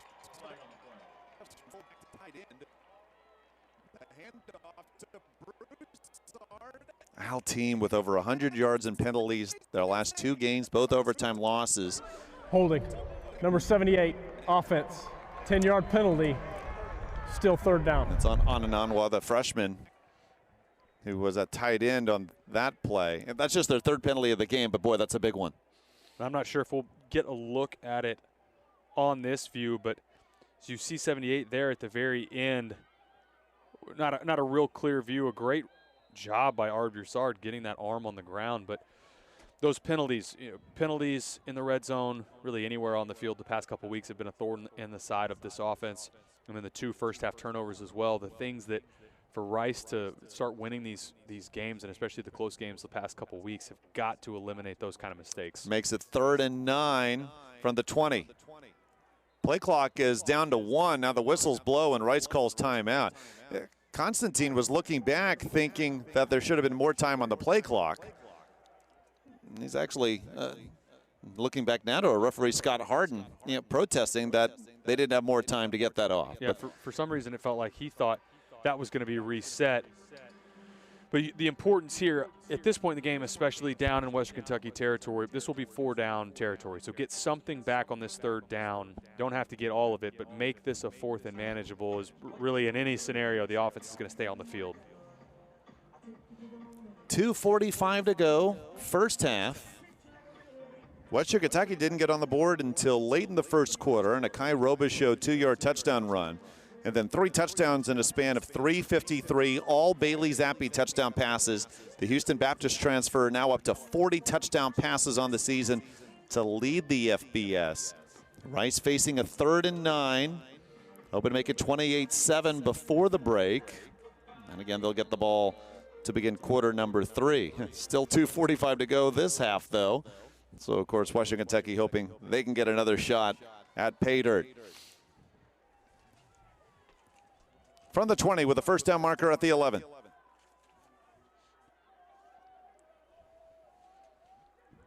Hilltoppers just bring 2. Constantine intercepted. Khalif Halassi out of bounds at the 2. But boy, once Constantine released that football, you just saw number 12 waiting for it in the corner. Yeah, Khalif Halassi baits Jake Constantine into this throw. They're running a wheel route up the seam as you see Jake Bailey flash there for Rice. Excuse me, looked like that was Colby Campbell, number 17. But again, Khalif Halassi, a good job in coverage. And for Jake Constantine, excuse me, just a forced throw, one that he didn't necessarily need to make. But when you're down 4 scores, struggling to get points, I understand trying to get the ball downfield at a minimum. Just a mistake there for the Owls quarterback. 2 interceptions for Western Kentucky today after they had 6 against Middle Tennessee 1 week ago.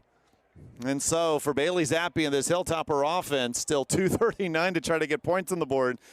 For a touchdown, they'll have to go 98 yards, but their first touchdown drive was for 97, and they did it in just 3 minutes. Blitz coming. Zappe sails it over Tinsley, incomplete, who stopped his route. 2nd and 10.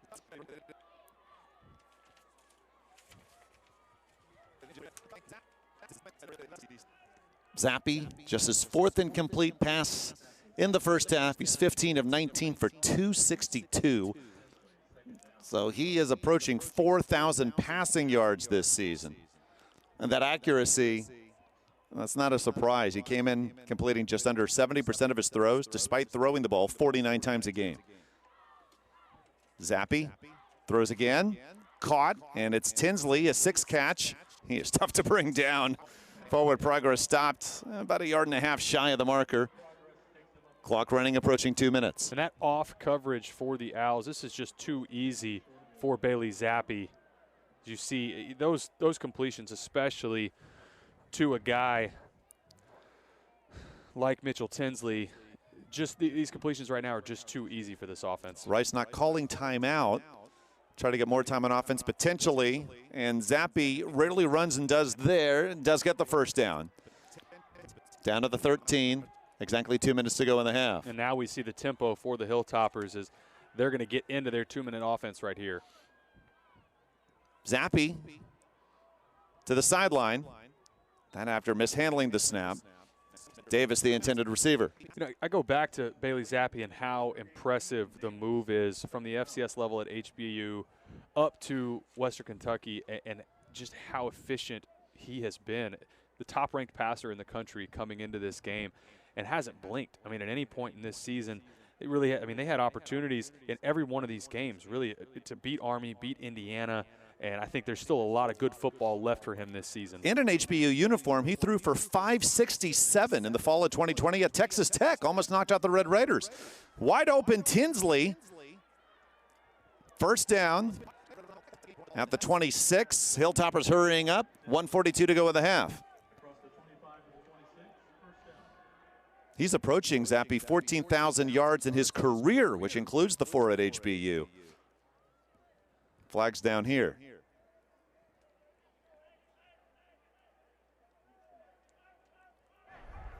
Prior to the snap, illegal snap infraction, number 53, offense. 5-yard penalty, second down. Penalty on the center, Rusty Stats. Makes it 1st and 15 with 1:37 to go, second quarter. Correction, first down.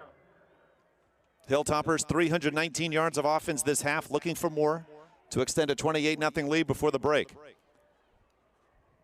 1st and 15. Rice just rings 3. Zappe scrambles.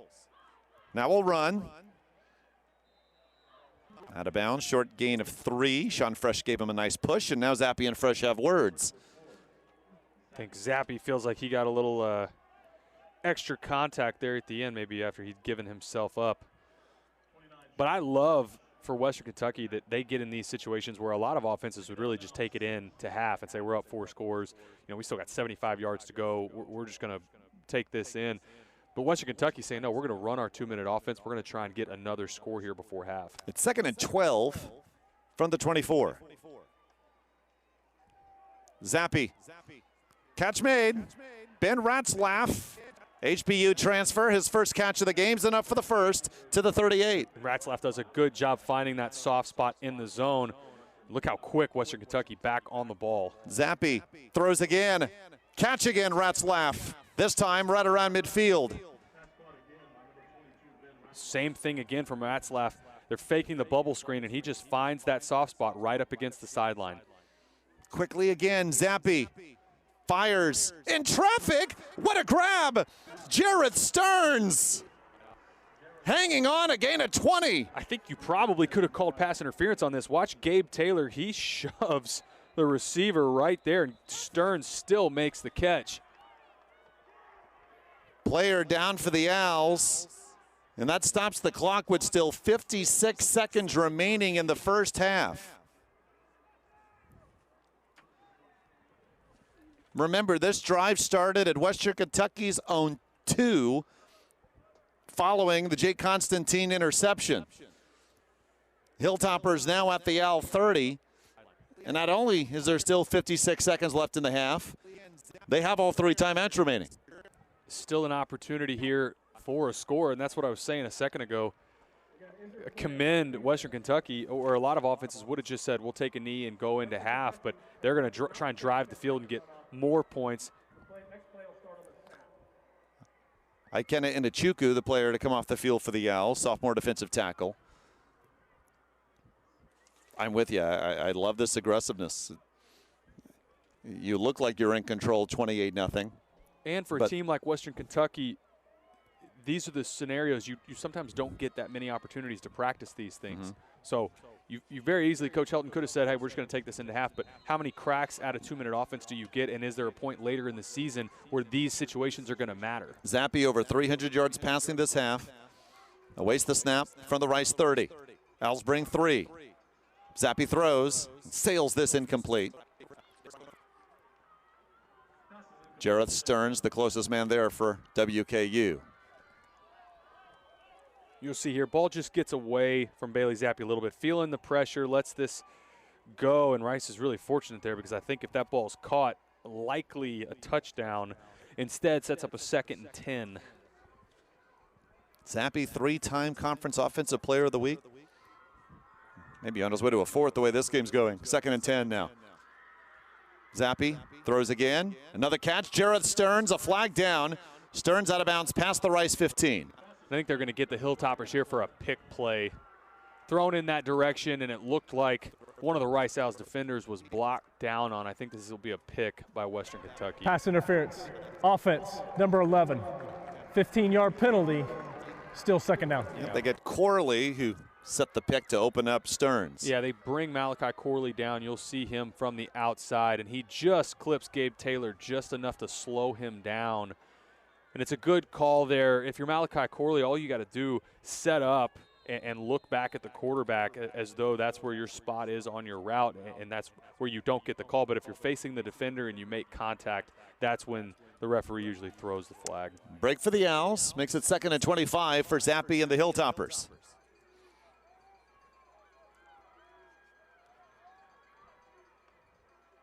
Blitz. Zappe still with time. Incomplete. Looking for Corley. 42 seconds to go in the half. Normally I would say Rice is probably out of the woods, not giving up a score here, but against this offense at 3rd and 25, I still think there's a chance. If Western Kentucky can pick up even half of this, you'll see the offense stay on the field. 3rd and 25 with the first down marker at the 20.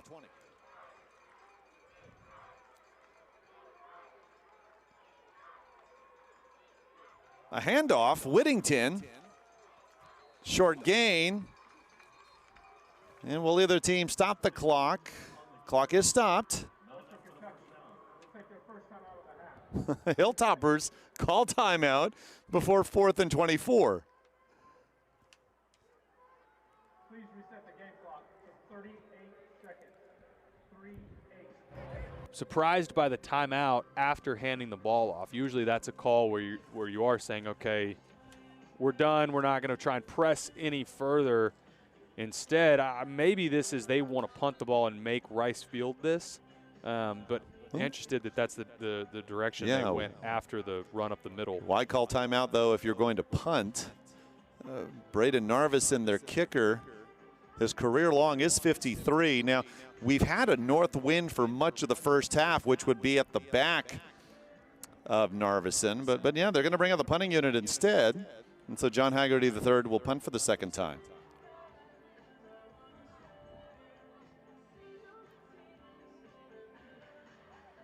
Haggerty's first punt went 51, and he's averaging just under 51 yards a punt this season. Can't get 51 here with the ball just shy of the Rice 43. Sean Fresh back for the Owls.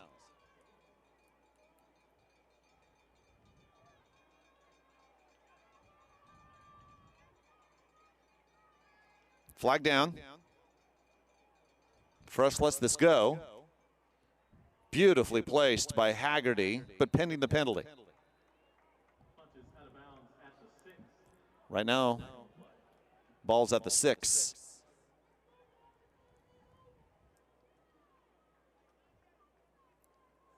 Western Kentucky looking good to go to 5-1 in conference play with 2 games left. Illegal formation, offense, more than 4 in the backfield. That's a 5-yard penalty from the previous spot. Replay 4th down.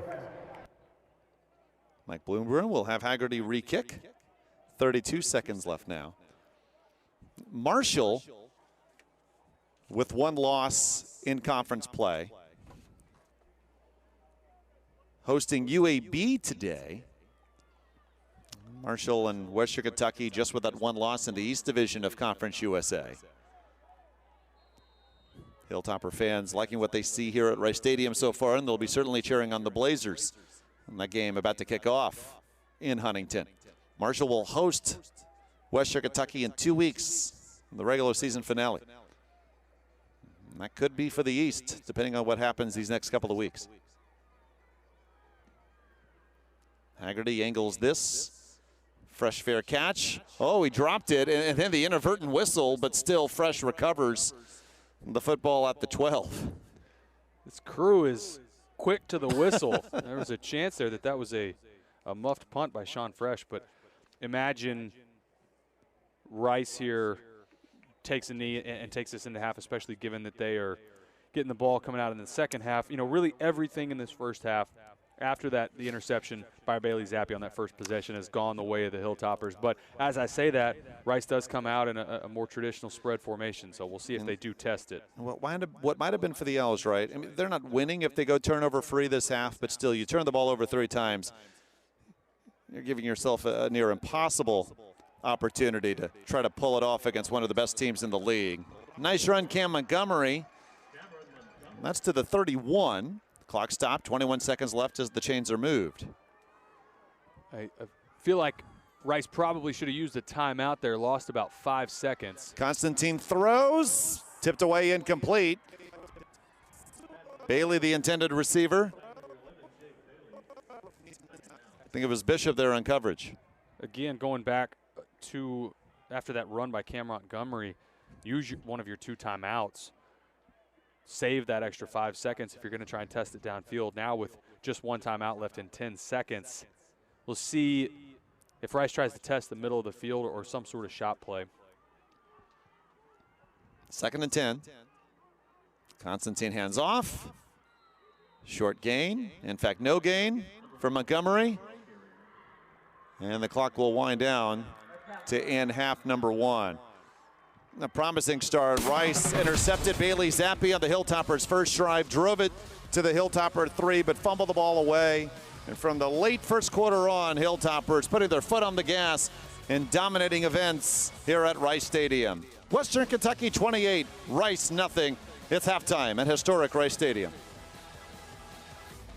And for Western Kentucky, a first half, pretty much what they hope to draw up leading into this game, and certainly a 28-0 halftime lead. Hilltoppers have to be feeling good about going 5-1 in Conference USA, which they would with a victory. With Taylor McCarg, I'm David Salzman. Bailey Zappe, Western Kentucky's quarterback, this is his only mistake. Interception into the hands of Rice's Naeem Smith on their first drive. But besides that, near perfect 330 first half yards through the air and 3 touchdowns. Yeah, as you see the fumble here from August Peyton, really from this moment on, the momentum has been on the Hilltoppers side, and they haven't relented since then. And you go back to Bailey Zappe, has lived up to the hype in the first half of this game. You see the inside slot fade, a great throw there to Jarrett Stearns. And everything that we expected to see out of Western Kentucky, they've done in this first half. Good, accurate passing downfield. A lot of the first couple possessions were keeping the ball in front. You see one of the few highlights early on in this game from the Rice offense, Jake Constantine there with the nice completion. But going back to Western Kentucky, one of the shot plays here, touchdown to Kai Robichaux, who's had a big first half. The first couple possessions, Western Kentucky kept it, fairly underneath, short passes, and then in the second quarter especially, you saw them open it up. The big touchdown there to Mitchell Tinsley. Jarrett Stearns has had his touches as well. And then the touchdown here as well, going into the end zone for Dalvin Smith. So Western Kentucky doing a good job mixing the ball around, and Bailey Zappe with a huge first half. 4 different Hilltoppers with touchdown catches, and mentioned Zappe's 330 yards through the air. 370 total for Western Kentucky in the first half. 196 for Rice. They're on pace to get about 400 yards of offense, but what's not on the screen, there are 3 turnovers, which really thwarted much chance of them from being in this game through 30 minutes. Western Kentucky's done a good job, especially as of late, getting teams to turn the ball over. You saw 7 turnovers last week against Middle Tennessee and a blowout win, and you see here the impact for Rice of having those 3 first-half turnovers and the hole they've dug themselves in. 28-0, Western Kentucky over Rice. Third quarter to come on ESPN. Welcome back to Rice Stadium as we're about to get the second half of action underway with Taylor McCarg. I'm David Salzman. A 28-0 lead for Western Kentucky through the game's first 30 minutes. A Hilltopper offense coming in averaging 41 points a game. Lowest point total in a game this season, 31. And that was against Indiana and Michigan State, 2 teams from the Big Ten. Rice will get the ball first to begin half number 2. We're glad you're with us on a beautiful Saturday in Houston. Juma Ottaviano with the return, and he takes it just shy of Rice's own 30. Rice had the ball and moved it downfield 82 yards on their first drive, but fumbled it away at the 3. Since then, for the most part, our offense has struggled. Jake Constantine, 10 of 20 passing in the first half for 119 yards and 2 interceptions, 3 turnovers overall in the first half for Rice. From their own 29, 1st and 10.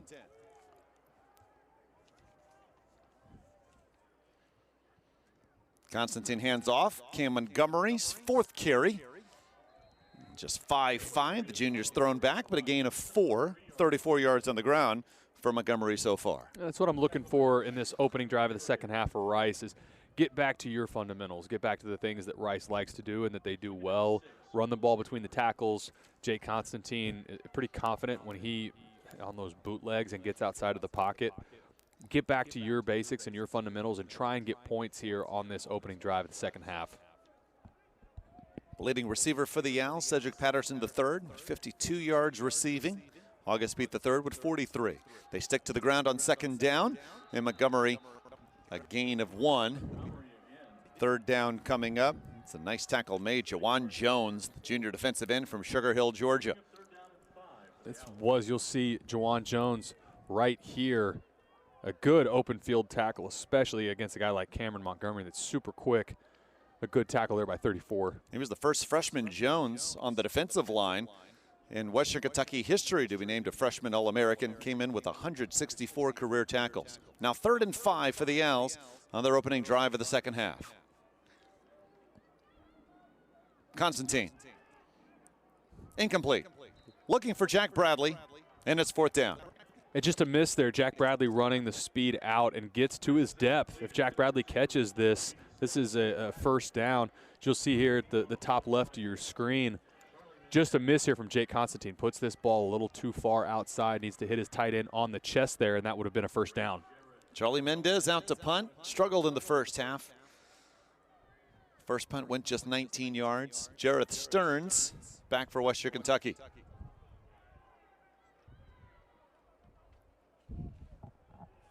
Stearns from the 32. And brought down around the 40. A Western Kentucky offense that had 370 yards in the first half, 330 through the year. Mitchell Tinsley, junior from Lee Summit, Missouri, was Bailey Zappe's favorite target in the first half. 7 catches for 158. Jareth Stearns just had the punt return, leading the FBS in receptions. He had 4 in the first half to give him 108 on the season. 1,347 yards receiving for Stearns this year, second in the FBS. Zappe, after the interception on Western Kentucky's first drive, was excellent. And he and the Hilltopper offense have it from their own 40, 1st and 10. Zappe throws with the knee on the ground. Dawood Davis the catch. And the junior has his 3rd grab of the game, a gain of 4. And if you expected Western Kentucky in any way to let off the throttle, you'd be incorrect. They're going to come out swinging in this second half as well. It's like we talked about before half. Western Kentucky's got a lot of meaningful football left to play after this game, especially looking ahead a couple weeks to their showdown with Marshall. These second half possessions are really important and key for the Hilltoppers. 2nd and 6. Zappe with time throws. Caught by Kai Robichaux, and a nice move, taking him past midfield. Lost the football. Rice recovers. Robichaux, 2 touchdowns in the first half, but he loses the football there. The Owls are going to have it just shy of their own 30. Gabe Taylor coming up with the football. It's a great job here by the Rice Owls defense. Kai Robichaux, first off, you'll see here, makes the catch and does a good job sticking his foot in the ground, making Desmond Baker miss. But got to protect the football late there. Kirk Lockhart, a good job striking the ball and forcing it out, and then Gabe Taylor there to recover it. You see here, Kirk Lockhart getting that helmet right on the ball, forcing the turnover, and now we'll see if Rice, with a little bit of momentum back on their side, can they get their first points of the game on the board. Second forced fumble by Lockhart this season. First fumble recovery for Gabe Taylor this year. From their own 30. 1st and 10 for Rice. Handoff, Ari Broussard. 14th carry of the game. Pushed back. Forward progress gives him close to 3. Broussard, 186 yards on the ground in the overtime loss to Charlotte 1 week ago. He's approaching 60 yards today. Been impressed also, today by Western Kentucky. A front that we knew was going to be challenged by Rice, and Rice's desire to run the ball right at them. But at this point, I really think they've met the challenge well. And secondary, of course, has played well. You've seen a couple of the turnovers that have been forced, but this unit playing maybe their most complete performance as a defense all season. It's a very deep defensive line. LaShawn Terrell, backup defensive tackle, made the tackle there. Sophomore. 2nd down, Constantine. Rolling out. And at the numbers, fires, caught, Pete. Maybe just shy of the first down. It is by a yard, but a nice job by Constantine buying time. A couple times today we've seen Jake Constantine keep his eyes downfield and make something out of nothing, and a good job by August Pete working back to the quarterback. Anytime in scramble drill your receivers are taught, if you're shallow, go deep, and if you're deep, work back shallow and create those levels. That was a good job by 88, making himself available and making that catch, which sets up a 3rd and short here. 3rd and 1. Rice from their own 39. Whistles blow.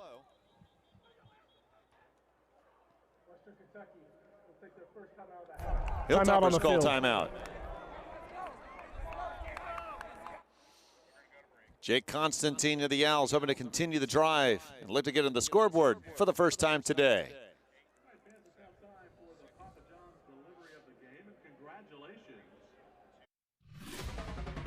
With Taylor McCarg, I'm David Salzman. 11:19 to go, third quarter. Rice faces a 3rd and 1 from their own 39, trailing 28-0 to Western Kentucky. Just the third meeting all time between these two squads and the first since 2016.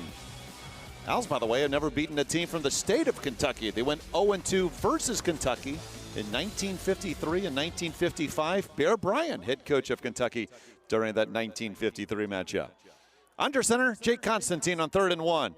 Handoff, Broussard, first down.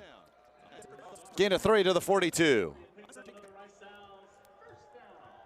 One of the few bright spots we've seen here for the Owls, but when they get in these short yardage situations, they're so good at getting what they need and staying on the field. And that was one of the keys for Western Kentucky on the other side, was when you do get in those 3rd and 1 and 4th and 1s, you got to win to get your side off. Luckily for the Hilltoppers, they haven't really been in that many situations because of the turnovers that they've created, but a good job by the Owls there to pick up that first down. 1st and 10. Constantine now in the shotgun. Handoff, Kalen Griffin.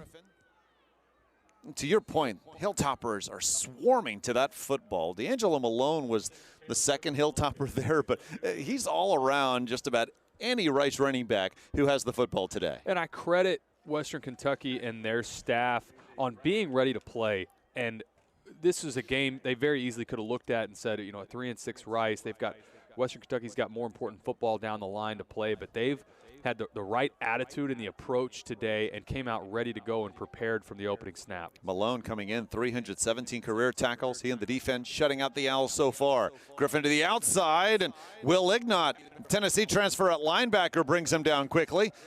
Owls will face a 3rd and 7. And I go back to, again, credit to defensive coordinator Maurice Crum and Coach Helton.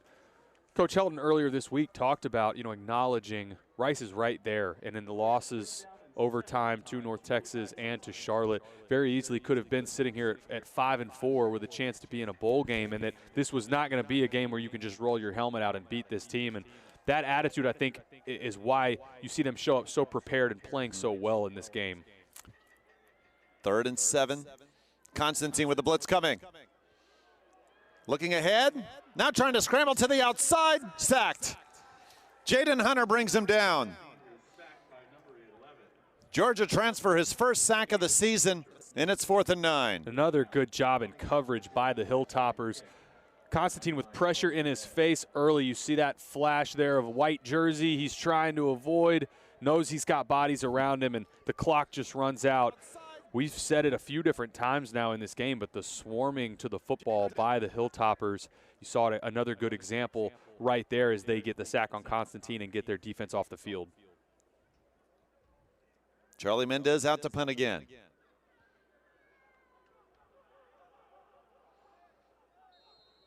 Flag down as the play clock goes to 0. Offense, number 99. Yard penalty, still 4th down.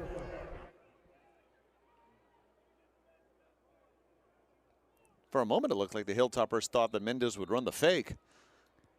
Now, though, 4th and 14. Unlikely not here.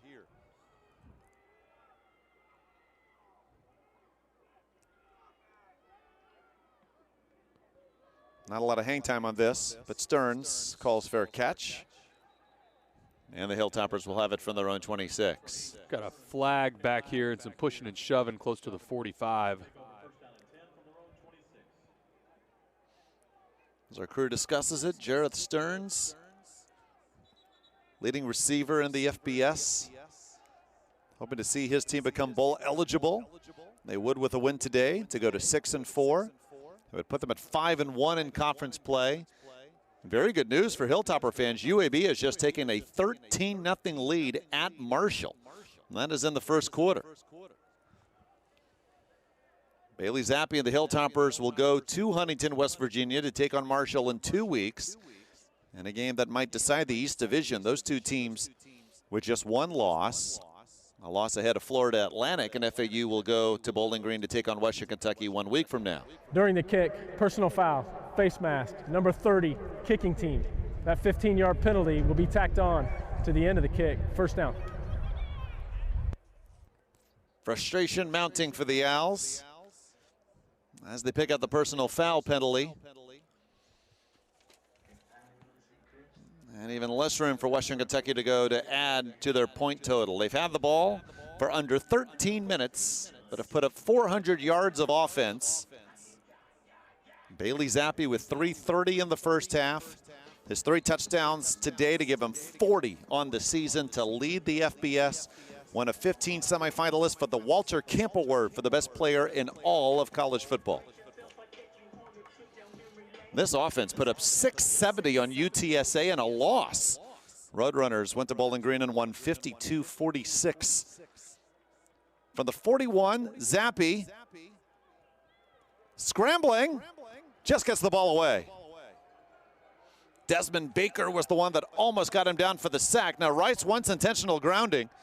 There's not a receiver in this area, and the head referee's looking down to the sideline to see if there was a receiver that, as he pulls the flag out here, I wonder if we're going to get a call here for intentional grounding, and we do. Quarterback was inside the tackle box and threw it in an area with no receiver. Intentional grounding.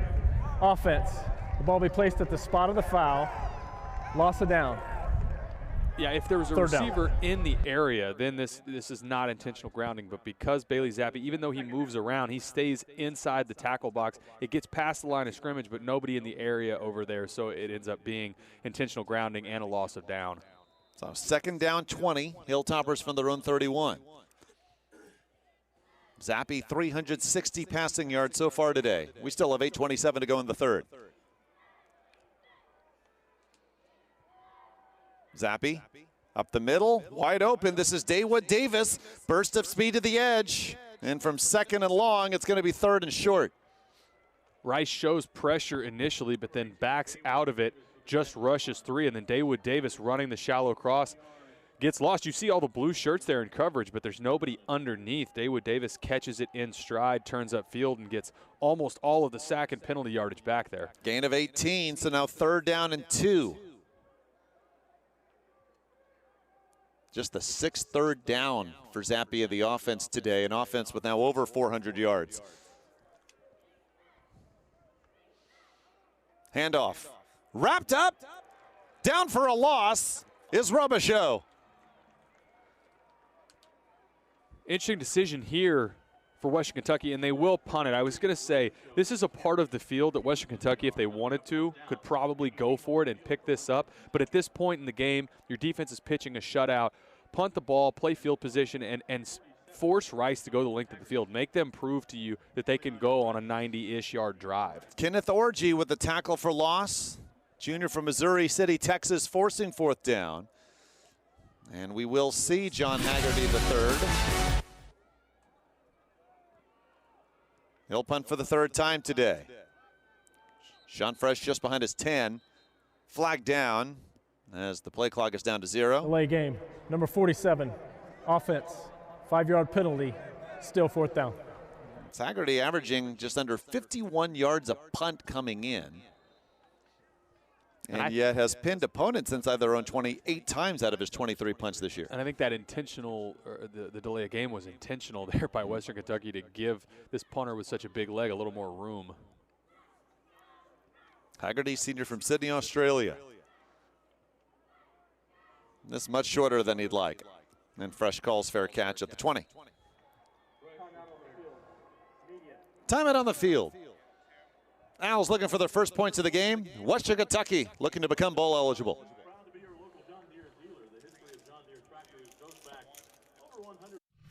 Minutes to go, third quarter, and it's all Western Kentucky over Rice 28-0. A win will put the Hilltoppers at 5-1 in Conference USA. They're hoping to win the East Division to advance to the Conference USA title game. And right now it is Marshall trailing UAB at home 14-0 at the end of the first. And in the West Division, UTSA undefeated. They made it to the CFP top 25 a week too late, but still they're at number 23. UAB just a game behind, and the Blazers and Roadrunners have not played yet this season. Rice will go to UTEP next week. Western Kentucky will host Florida Atlantic. Jake Constantine throws on first down and a drop. August Pete III's had a rough game. His fumble allowed Western Kentucky to recover at the Hilltopper 3 on Rice's first drive. Couple of drops for Pete. He does have 3 catches today. Talked about the frustration mounting, and I think it's really just been kind of how you define the season. In a few of these games, they've been so close, and then other games go back to UTSA, and the way this is shaping up, getting, losing by several scores. I think just frustration in general has kind of defined the year for the Owls. 2nd and 10, and Kalen Griffin the carry. Thought he should have had more. Hilltopper's there to limit the gain to close to 4. How tough is it? Because your team did it in 2012. You were, as an injured Hilltopper, Trey Shaw. Your team was 2-6, but then you won your last 4 to make it to a bowl and then won the Armed Forces Bowl. But whether it's that season or just with the team in general, when you're so close, but you just have a hard time getting over the hump. Rice is getting dominated today, but their last 2 weeks before this, losing in overtime. I mean, it's easier said than done, isn't it, to have that confidence week after week to be able to get over the hump and win more of those close games that the Owls wish they would have done coming into today. Well, in conference play, I mean, regardless of the level, I don't care if it's, SEC, Big 12, or Conference USA, Sun Belt. In conference play, there's so many games that are really defined by a score. And it takes that confidence of having done it, and you win 1 or 2, and then you get on the right side of it, and that's when you string those wins together. And Rice, unfortunately, the way the breaks went in those overtime games, very easily, Coach Helton touched on it this week, very easily could have been at 5-4, and the season looks totally different for them. Instead, they're in the position they're in at 3-6 and likely looking like they will miss bowl eligibility. 3rd and a long 6, catch made this time, and that is Pete. First down. Pete, mentioned a couple of drops in the fumble. This is a very talented receiver, just a sophomore. He is, and they're glad to have him back, banged up for part of the season. But another sophomore, redshirt sophomore, and so many of the guys that are on this team on both sides of the ball, you will see again next year for the Owls. So hope for the future if you're an Owls fan with the depth that will be returning. But at some point, they are going to have to win these close games that we're talking about and put things away in the fourth quarter. First down from the 41. Constantine, Jake Bailey's 2nd catch, and a nice move after the catch. First down and more, still on his feet. Bailey, talked about these young receivers. The sophomores, last 2 games coming in, 143 yards receiving each time. This easily his biggest catch this afternoon. Just flipping this out into the field on the bubble screen. A good job by Cedric Patterson blocking on the perimeter, and then you see the yards after catch ability by Jake Bailey, stealing a page out of the Western Kentucky playbook. I mean, that's, again, an extension of the run game. And a good job manufacturing a way to get 11 the ball, and as a guy that when Rice's offense is rolling, he's got a big role in that offense. Gain of 19. Constantine hands off. Griffin stacked up, thrown back. Gain of 3. And we've seen Jaden Hunter on a number of plays today. Led the team in tackles last week. 41 tackles on the year coming in for the Georgia transfer. Yeah, more chippiness. Again, after the play, I think you see there at the end, Cole Garcia, the left guard, lucky not to get flagged for a late hit. But for Rice, we've said this a few times at the end of the second quarter and then again here in the third quarter, try and stay on the field and get some points and break the shutout. And an opportunity here as they moved into the Hilltopper territory. 2nd and 7, Constantine play action. Steps up, fires, caught, Pete again. First down. Gain of 14 to the 23. Running play action, make this look like Pete is going to go over the top on a post or a go route. You see here, we'll miss it on the replay, but August Pete breaks that route off, and a good throw by Jake Constantine, working it over the defender, putting just enough touch on it. A good completion there for the Owls. First set of downs again as Rice looks to get on the scoreboard for the first time.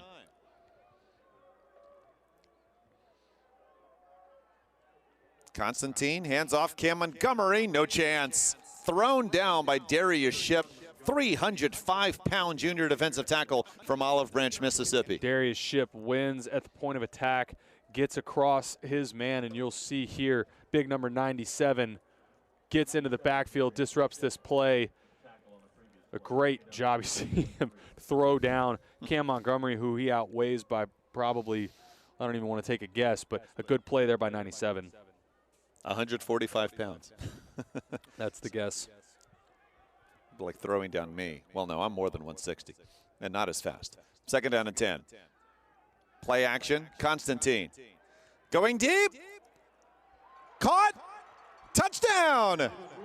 Cedric Patterson, the third, gets a foot in bounds, and the Owls are on the scoreboard. Great catch by Cedric Patterson, running the post route, play action off of it. They get the safety to move off the middle of the field, and Ford gets right into the center of the field on the post route, gets a foot down. You see here Jake Constantine sets up off to the right.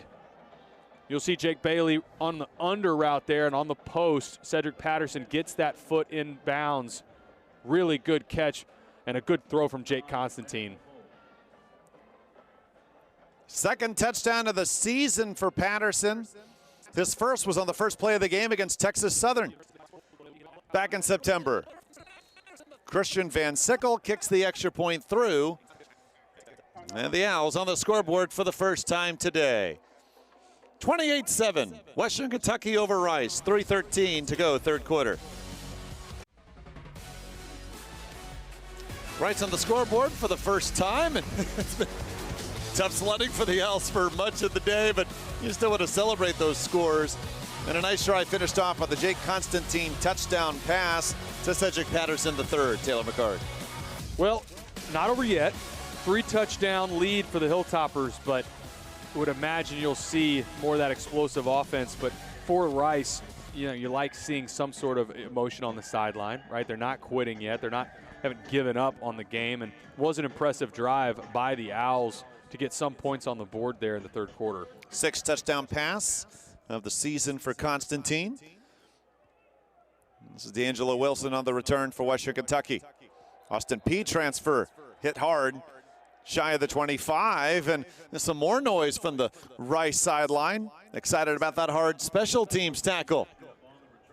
We'll see here for the response for Western Kentucky. Rice, for a lot of this game, has given up that underneath and intermediate pass, whether it be the shallow cross, some of it's been the quick out or the bubble.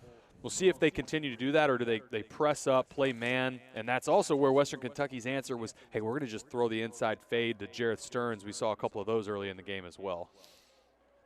Bailey Zappe, another solid game. He's over 14,000 passing yards in his career. Zips it there complete to his favorite target, Jareth Stearns. Stearns' 5th catch. He's approaching 100 yards today. Brought down to the 34. And look how quick the Hilltoppers get over the ball and get the next play. Zappe. Wide open. Corley and plenty of room in front of him. Oh, he had a lot of space after making the grab. He gains 13 to the 47. And again, back on the ball, already have the play called, lined up properly. When this offense moves quick, so impressive. Give him 14 yards rather. Blitz coming. Zappe throws again. Another catch. Whistles blow. Tackle made of Corley. Just shy of the first down marker. And if you notice there, Corley had the option to take it deep, or if he can't get on top, he just settles it down, and Bailey Zappe puts it right on him. Zappe 2nd and 2. Another catch. Corley again. Malachi Corley, freshman from Orange City, Florida, 54 catches coming into today, has 3 this drive. First down from the 40. Hilltoppers looking to take away any momentum Rice might be feeling after their touchdown. Zappe, another throw. Jareth Stearns the catch. To the sideline, brought down, short gain. Play Wyatt, freshman linebacker from Dallas, brought him down, gain of 3. You see part of what makes this Hilltopper offense so dangerous. I mean, they give up the score a second ago, come back on the field, feels like Rice may have a little bit of momentum on their side. And then 5 or 6 plays now ripped off where they pick up the tempo, and already on Rice's side of the field, they can overwhelm you and just get on top of you so quickly on offense. 41 points a game, this Hilltopper offense. Up 28-7, looking to add to that total. 2nd and 7. Zappe, quick throw, another catch. This is Tinsley again. First down. Mitchell Tinsley, who had 7 catches in the first half for 158, adds to that total on that grab to the Rice 24. Miles McCord out to the field in the corner position. He's backed off. And they say, well, fine, we'll just run the out route, get it to Mitchell Tinsley quickly, and a good accurate throw from Bailey Zappe there as well. Zappe's so accurate, but often he has a lot of time to make those decisions, does he not? Not a lot of pressure from the Owls today on Bailey Zappe, which is one of the things we felt like Rice was going to need to do in order to have a chance in this game. From the 24, Zappe rolling out, throws, and up in the air, incomplete. He's looking for Corley. 2nd and 10 coming up. And lucky this one hits the dirt. Bailey Zappe's trying to throw the over route.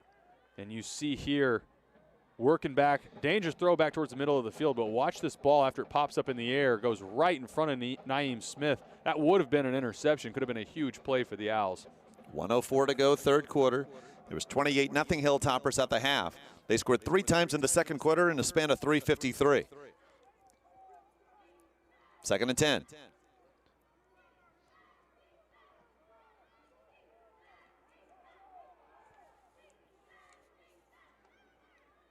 Handoff. Brought down right away. Trey Schumann with the tackle of Noah Whittington. 3rd and 7 now for the Hilltoppers. And 4-down territory, I would imagine, in this part of the field. So expect Western Kentucky, if they don't pick it up here, I would expect that offense to stay on the field on 4th down. A field goal would put them up 4 scores, but we'll see. 3rd and 7 from the 21 as we approach the end of the 3rd quarter.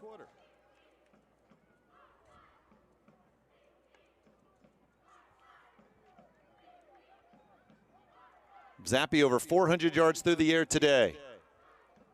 Takes the snap.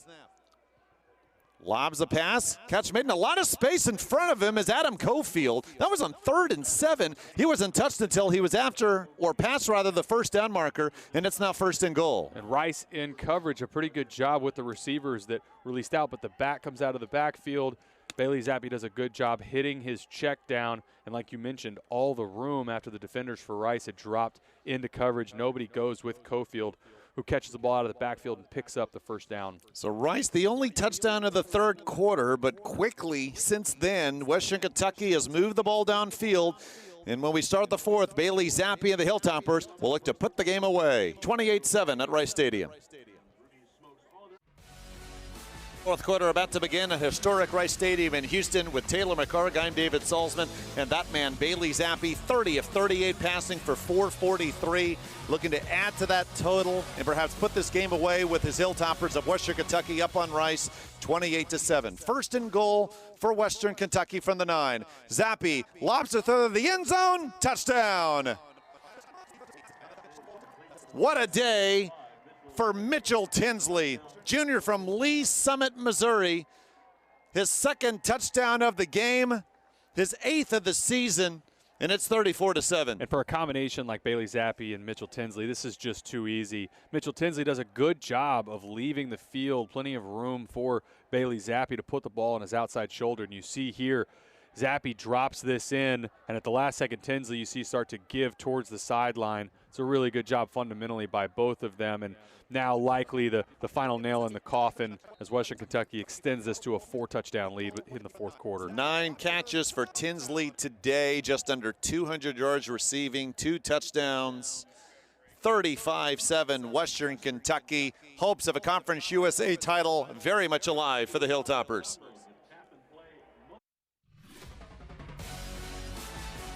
Have a big swig of Powerade, Mitchell Tinsley. 9 catches on the day, a couple of touchdowns.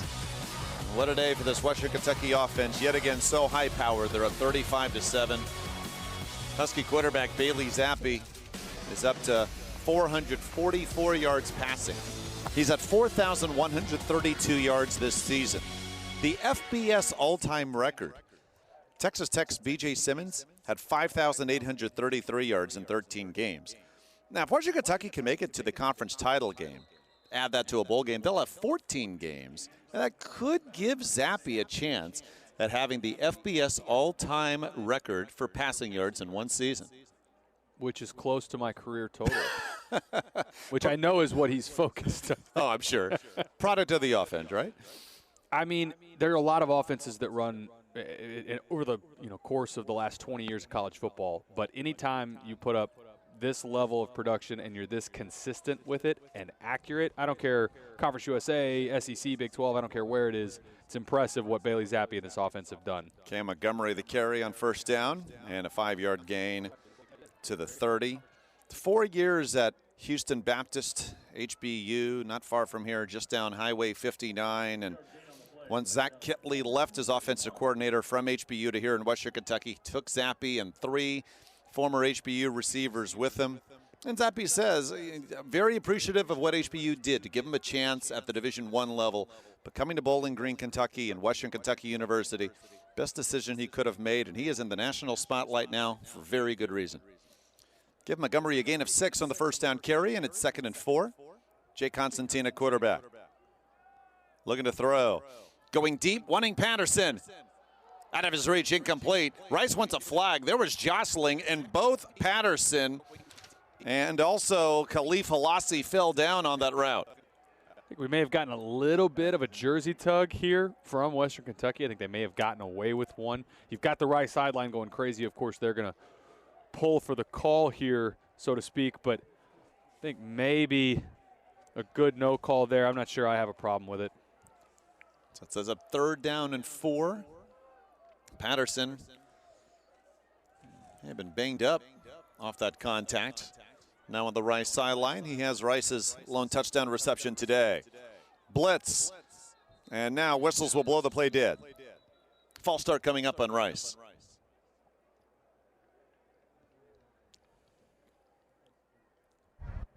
False start. Number 11, offense. All 12 did not get set prior to the snap. 5-yard penalty, 3rd down. You know, these are one of the things that Coach Bloomgren touched on this week, how important it was to limit these pre-snap penalties. And I know in a game like this likely won't matter, but it's part of what has limited Rice on offense for a lot of this season. And it's the little things. It's not the effort plays, it's the pre-snap penalties, and those are the ones that just drive you crazy as a coach because those are the ones that should never happen. 3rd and 9 now from the 26. Blitz, Constantine, Montgomery slips a tackle, 1st down. Flag down as well, off the tackle, I believe. Right now Montgomery at the 37, that would be enough for the 1st. And this came in from the field judge all the way at the back. Yeah, the flag was thrown. Sorry, Taylor. The flag was thrown right after the tackle. There is no foul on the play. The result of the play is a 1st down. They needed 9. Montgomery gives them 11. And that's another player, Cam Montgomery, that next year will be back. And we've touched on this. You just go down the line at how many players on this team, with the exception of Javon Wolford up front, you've got the entire starting 5 at the offensive line that will be back. A lot of the pieces for this Rice Owls offense and defense, they will get back and will have more experience. Look at the emotion of Montgomery after the catch. It's a prideful group, despite being dominated today. Constantine scrambles and slides. Give him 6 to the 43. And so you mentioned it too. I like what we see from this Rice group. Still being emotional despite this game now not being in doubt. From a lot of these young guys too who will be back next season. And if you look, you know, we showed the graphic earlier from what Coach Bloomgren inherited, and you go back to the points differential, and really they were not in very many games for the first couple seasons, and how much they've improved even in some of these games that they've lost. I think there is still hope for Rice moving into next season. As a big catch by August Pete on the over route, who's had a big second half, had the fumble earlier in the game, but has recovered nicely in the second half. But for Rice, again, next season moving forward, continue to inch along, at some point have got to win those close games. I know we've harped on this, but in order to take that next step as a program under Coach Bloomgren, going to have to figure out a way to close out those games in the 4th quarter. That catch by Pete puts him over 100 yards today. Western Kentucky has kept Jake Bailey in check, just 23 yards receiving. Pete easily leading Rice in receiving today, yards-wise. Constantine on 1st down. Heaving it deep, too long for Bailey. Bailey got the step on Antoine Kincaid, but the throw too long. Yeah, Jake Bailey running sort of a post, and this is a route that if you're Jake Constantine, just pull him. Instead of trying to throw this vertical, you've got room to pull him flat there. Just a miss there by Jake Constantine. Constantine over 250 yards through the air today. But Western Kentucky's done a nice job against the run because we know Rice just wants to be physical. That's going to be their focal point of their offensive attack. But the Owls are averaging just 3.5 yards a rush today. 2nd and 10. Constantine flushed out of the pocket. He's it out of bounds. Will Ignott, one of the Hilltoppers, providing the pressure. Nice game by the junior linebacker from Huntsville, Alabama.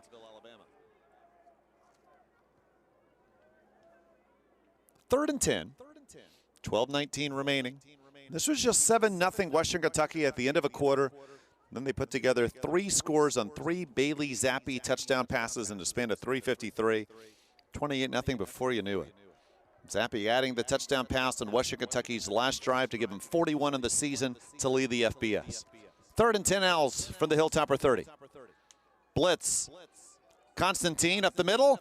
Caught. Bailey past the 10. 1st and goal. Similar concept to what they hit August Pete on a couple plays ago. Great catch on the over route by Jake Bailey, and a good job by Jake Constantine staying in the pocket, stepping up, giving 11 a good catchable ball, moves them inside the 10. He beats the Conference USA Defensive Player of the Week, Beanie Bishop. Gain of 23, and the Owls have it at the 7. You see these glimpses, even in the first drive when the Owls went 82 yards but fumbled the ball away. You see these glimpses from this Owl offense. Consistency has unfortunately been the question mark on this offense all year. Owls call timeout. 1st and goal coming from the 7. What will be interesting for Western Kentucky down the stretch, will get the win, it looks like, here today in Houston. Host Florida Atlantic, a game that they should probably win. And then the big showdown that we've talked about going to Marshall. If they win that game and represent the east side of Conference USA, we'll get another crack at UTSA. And I think if there's a team out of Conference USA that can challenge UTSA, especially on the road, I think it's Western Kentucky. And would love to see, just as a fan of the conference and a fan of college football, would love to see that rematch because that game was a shootout like a lot of Western Kentucky's games have been. But down at the end of the game, Bailey Zappe with the interception. UTSA wins that game close, but would be really interested as a fan to see how the rest of the season plays out, and do we get that rematch in San Antonio? Zappe put up 523 in the loss to UTSA, 5 touchdowns, but that one key interception you just mentioned. 52-46 Roadrunners went on the road and won at Western Kentucky. On 1st and goal, Kalen Griffin the handoff, stretches forward, touchdown. Freshman from Tyler, Texas, 2nd touchdown run of the season. Good effort in between the tackles by Kalen Griffin, and a good physical presence there, right? I mean, working between the tackles, gets off of that first contact, and you see here, once he's met at about the 3-yard line, fights for that remaining 3 yards to get into the end zone. Good job there by 6. So the Owls cut it to 35-13. With the PAT coming up. Unless they can pull off quite the comeback here, Owls would no longer be bowl eligible. But we'll hope to finish the season strong at UTEP 1 week from now, home to Louisiana Tech Thanksgiving weekend. And La Tech has had a struggling 2021. Extra point good by Christian Van Sickle. Western Kentucky still in control, 35-14. Owls have looked much better offensively in the second half. Owls win or lose, looking to finish off strong. Touchdown cuts the Western Kentucky lead to 35-14 with 11:44 to go in the 4th quarter. Owls' penultimate home game. They'll host Louisiana Tech in 2 weeks. 1 week from now, they'll head to the Sun Bowl to take on a UTEP team who leads out North Texas at the moment, 6-0 in the 2nd quarter. Miners are 6-3, but they had a much easier non-conference schedule than the Owls did. Remember, Rice started with Arkansas, Houston, and Texas. No FBS team was asked to start a season with that tough a slate, as Western Kentucky will have the ball from their own 23. Miners are 3-2 in conference play, although they've lost their last 2 games to Florida Atlantic and UTSA. Their 3 conference wins against Old Dominion, Southern Miss, and a Louisiana Tech team, who again will be here at Rice Stadium in a couple of weeks. I think that's one of the things that at places like Rice and even Western Kentucky, you think about their non-conference schedule. You ask these kids to do a lot in their conference slate, because in non-conference a lot of times they're playing these money games where if you go 1-3 in that stretch, you consider that a win. And really both of these teams lived that in their non-conference play this year. Bailey Zappe still at quarterback, throws the bubble, and getting away, Jareth Stearns, after taking the hard initial lick. Stearns is able to gain 7 catches, 92 yards for the man who led the FBS in receptions coming in. Quick handoff on 2nd down and short, and an easy 1st down run to the 40-yard line for Kai Robichaux, who had a couple of touchdowns earlier in this game. And more tempo from the Hilltoppers late in the 4th quarter. Yeah, they're not stopping. Zappe's up to 452. He'll look to throw again. Scrambling out of the pocket. Now we'll heave it towards the sideline and incomplete. And I wonder again, there you see the flags coming down. Intentional grounding. Bailey Zappe, that's the 2nd time today, he's just thrown it out of bounds, and it is still very much inside the pocket. He was looking to scramble out, and then he saw Adrian Bickham, sophomore linebacker from Angie, Louisiana, which forced him back in. And that's what our crew's talking about. Zappe thought he got out of the pocket. I don't think he did, though. Unsportsmanlike conduct. Number 4, offense. Half the distance to the goal. It's number 4's first unsportsmanlike conduct of the game. Still 1st down. Also, no intentional grounding. They call the unsportsmanlike conduct on the Western Kentucky quarterback. And not sure, maybe we get a replay on this. I'm not sure what was said. I'm not sure if we'll get a replay on this. We'll take a look here.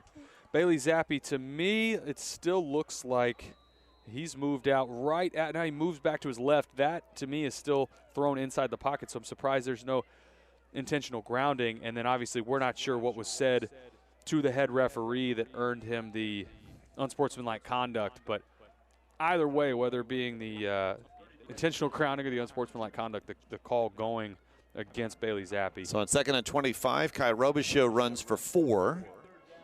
And it's now 3rd and 21 coming up. Zappe has thrown the ball 40 times, which is under his average for a game at 49. But just 7 interceptions this season, including 1 today on the Hilltoppers' opening drive. 1st down marker right at the 50. And a handoff. Cofield. Short gain. This will let the clock wind down to under 10 minutes, but Western Kentucky will punt.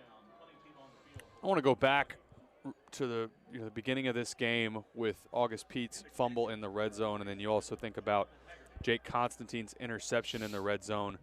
And you sit here, it's a 3-score game.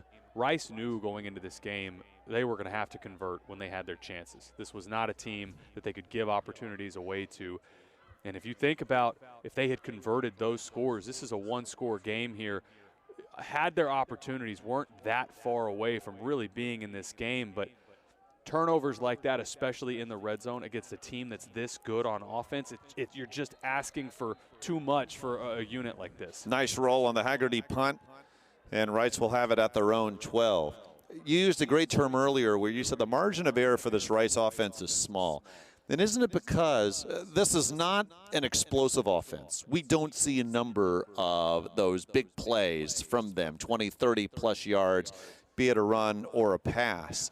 And so when they are able to methodically move it downfield, you got to finish it off because it's not common where you're going to put together these 10, 12-play drives often for scores. That's exactly right. And then when you get in the red zone, convert those drives, get the touchdowns that give you some breathing room because you know on the other side Western Kentucky is going to get theirs. First down handoff to Kalen Griffin, who had the Rice touchdown on their last drive.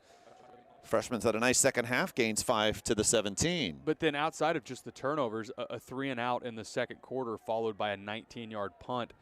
Western Kentucky sets up inside Rice territory at about the 40-yard line. These are the kind of possessions it's just too hard to overcome.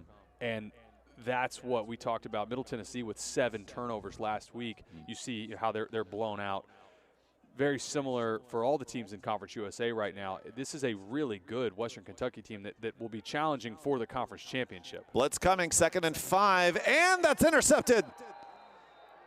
Western Kentucky has their 3rd pick of the day after they had 6 in the win over Middle Tennessee. 1 week ago. And as we're discussing turnovers and how they impact the game, pressure getting to Jake Constantine forces this, and another turnover for this Hilltopper unit. Amari Alexander, senior from Louisville, Kentucky, comes up with a pick. 4th Rice turnover today. Western Kentucky picks off Jake Constantine for the 3rd time today. You'll see here Jack Bradley working on the shallow cross, sets the route down, and I'm not sure if Jake Constantine expected him to keep going. Kind of what looks like happens there, but the pressure getting to Jake Constantine, I think that also really impacted the interception. Western Kentucky again set up with a short field. We touched on how much that's aided them in this game. 9 of Western Kentucky's 14 interceptions this season coming in the last 2 games. 1st and 10 Hilltoppers for the Rice 23, up 35-14. Bailey Zappe fires. Tinsley spins to make the grab, and just adds to his great day. It's going to be 1st and goal at the 5. Mitchell Tinsley is about at 199 yards receiving unofficially. One of the throws we've been waiting all day, as you see it so much on film, for Bailey Zappe. Anytime there's a deep ball and the receiver's not getting on top of the defender, Bailey Zappe loves that back shoulder fade and is so good at it. So often they hit that play, and it's a weapon because as a defender you think, oh, I'm in a good spot, and then the back shoulder hits. 4 receivers bunched up at a moment to Zappe's left. Now in motion, and Zappe throws to the end zone. Touchdown. Those receivers were just on the field to cause havoc. Joey Beljan, sophomore tight end from Frenchtown, New Jersey, has his 3rd touchdown catch of the year, and it's 41-14. They have quads into the boundary, bring the motion over like you said, and then all of that's really just smoke and mirrors. Release the big tight end up the seam, and what a catch here. I mean, it's really not bad defense by Naeem Smith, the free safety for Rice. Just that quickly again, Western Kentucky strikes and makes it a extra point pending, a 4-touchdown lead again. So now Zappe up to 42 touchdown passes this season to lead the FBS. That is his 5th today. Braden Narveson has been busy, and he is up to 49 for 49 on PATs this season. Marshall has scored to cut the UAB lead to 14-7. They've just gone to halftime at Marshall in Huntington, West Virginia. What's the formula if you're FAU next week, Marshall in 2 weeks, to beat a Western Kentucky team that is obviously loaded offensively, but defensively they've been much better these past few weeks? Yeah, the formula for everybody, regardless of style of play, I don't care if it's a Rice offense or UTSA was able to do it earlier in the year, but if you're on defense, you got to make Bailey Zappe uncomfortable, move him off his spot, force bad throws. It has had some turnovers at different points in the season, but you've got to limit Western Kentucky's ability to score on you consistently. Don't let them get in a rhythm. And then on the flip side, for any team playing this Western Kentucky unit, when you've got opportunities for points, you've got to convert. Red zone turnovers, sacks that take you out of field goal range, those are the mistakes that you cannot have. Because the fact of the matter is Western Kentucky is going to get theirs. In most every game, they're going to get their 35 to 40 points. You've got to try and match them step for step and create some turnovers as well. What a tackle on special teams. Juma Otoviano hammered out of bounds around the 25. That was on the far side from us. Couldn't get a number on that tackle, but that Hilltopper sideline awfully excited after this. Take another look here.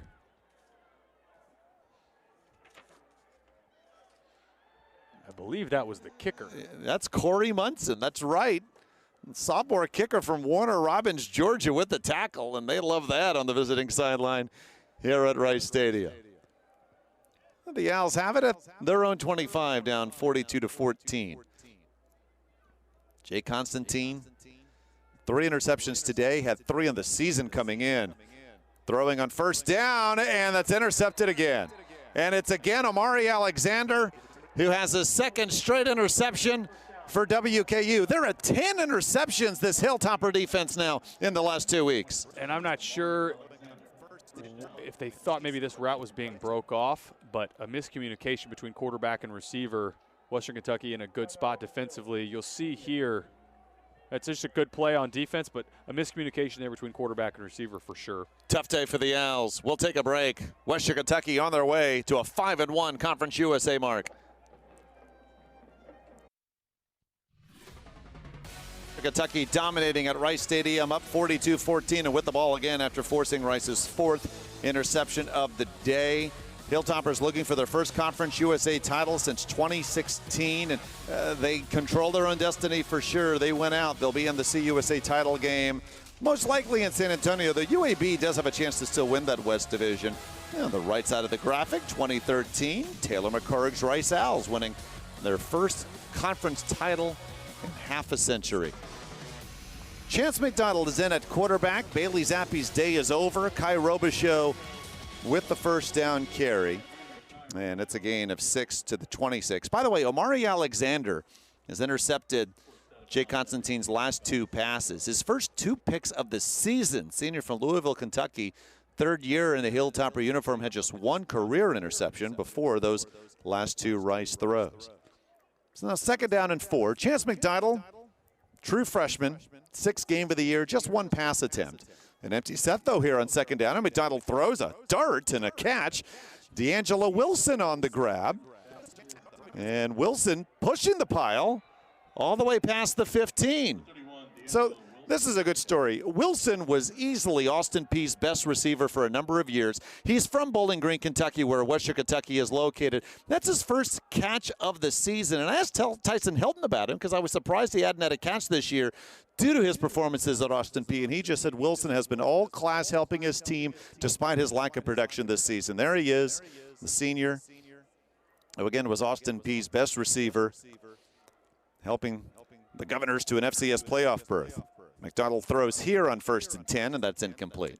So 2nd and 10 coming with 7:02 to go. McDonald trying to pull a page out of Bailey Zappe's book with the back shoulder fade a little low there. But for 14 at quarterback now for Western Kentucky, these are opportunities you relish, especially when you're on a good team. And there are chances throughout the season where you end up in blowout situations and you're able to get in. From the 13, 2nd down and 10 now. McDonald hands off. Robichaux moving the pile. Kai Robichaux, touchdown run in the first half. Touchdown catch in the first half.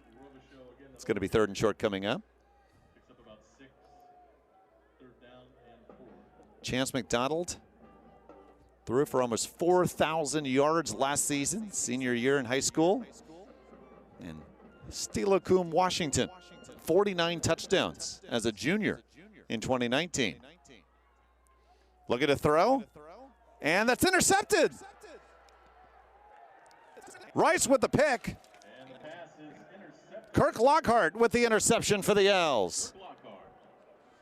McDonald just tries to force it. It's an inside slant, and Kirk Lockhart, a good job. This is really just instincts by number 9, jumping the slant, breaking in front of the receiver. A really good play there by Kirk Lockhart, the sophomore out of Cedar Hill, Texas. Sophomore. Again, sorry to interrupt you, David, but another sophomore. We've talked a lot about how many guys for Rice will be returning next season. If you're looking for a bright spot as an Owls fan on this season, it's that a lot of close games, some that you feel like you really should have won. Well, most of the depth on this team will be back next season. 3rd Western Kentucky turnover. Jake Constantine hit as he throws, and the catch made. Here's Kalen Griffin. And Griffin all the way to the 35. A gain of 20 on 1st down. Constantine took a shot here on the shallow cross. What a catch. One-handed catch there by Kalen Griffin. Griffin just a freshman. To your point about the youth on this Owls squad. 6 minutes to go, 4th quarter. Another throw, and Robert French, his first catch. Sophomore from Jacksonville, Florida, his 3rd catch of the year. He picks up 8 yards, 2nd down 2. Well, even though the Owls are unable to make a bowl with this loss today. Your 2nd and 2 first. Constantine scrambling out of the pocket and finds Patterson open. Patterson thrown down. Yeah. We talked about how your 2012 Owls were able to win their last 4 games to get bowl eligible, then win the bowl and win the conference title the next season. Yeah, I'll go all the way back to 2007 with Chase Clement at quarterback. Owls really struggled, but won their last 2 games against SMU and Tulane and turned that into much success in 2008. Constantine fires here on first down, and another grab. That is Jake Bailey out of bounds at the 24. So you're trying to find positives here. I've liked what I've seen from the Rice sideline, even in a blowout loss. They have two very winnable games to end the year. Yeah, the next two for Rice at UTEP and at home against Louisiana Tech really will be big. And I know it won't have anything to do with bowl eligibility, but it is, if you get wins in those games as an Owl fan, that sets up your offseason and is motivating moving forward as we get a pre-snap penalty here by the Owls. Javon Wolford. Number 70, offense, 5-yard penalty, still first down. But those close, go ahead. Those close wins, and you're referencing back to 2007, but that happens all the time in college football. You get wins late in the season, and you realize how close you were the year before, and it does sort of motivate you and propel you into the offseason on let's build on that and try and close those close games out the following year. 1st and 15 from the Western Kentucky 29. Constantine stepping back and a flag down. This is incomplete and a hold's coming. I think Wolford's going to be called for this penalty again.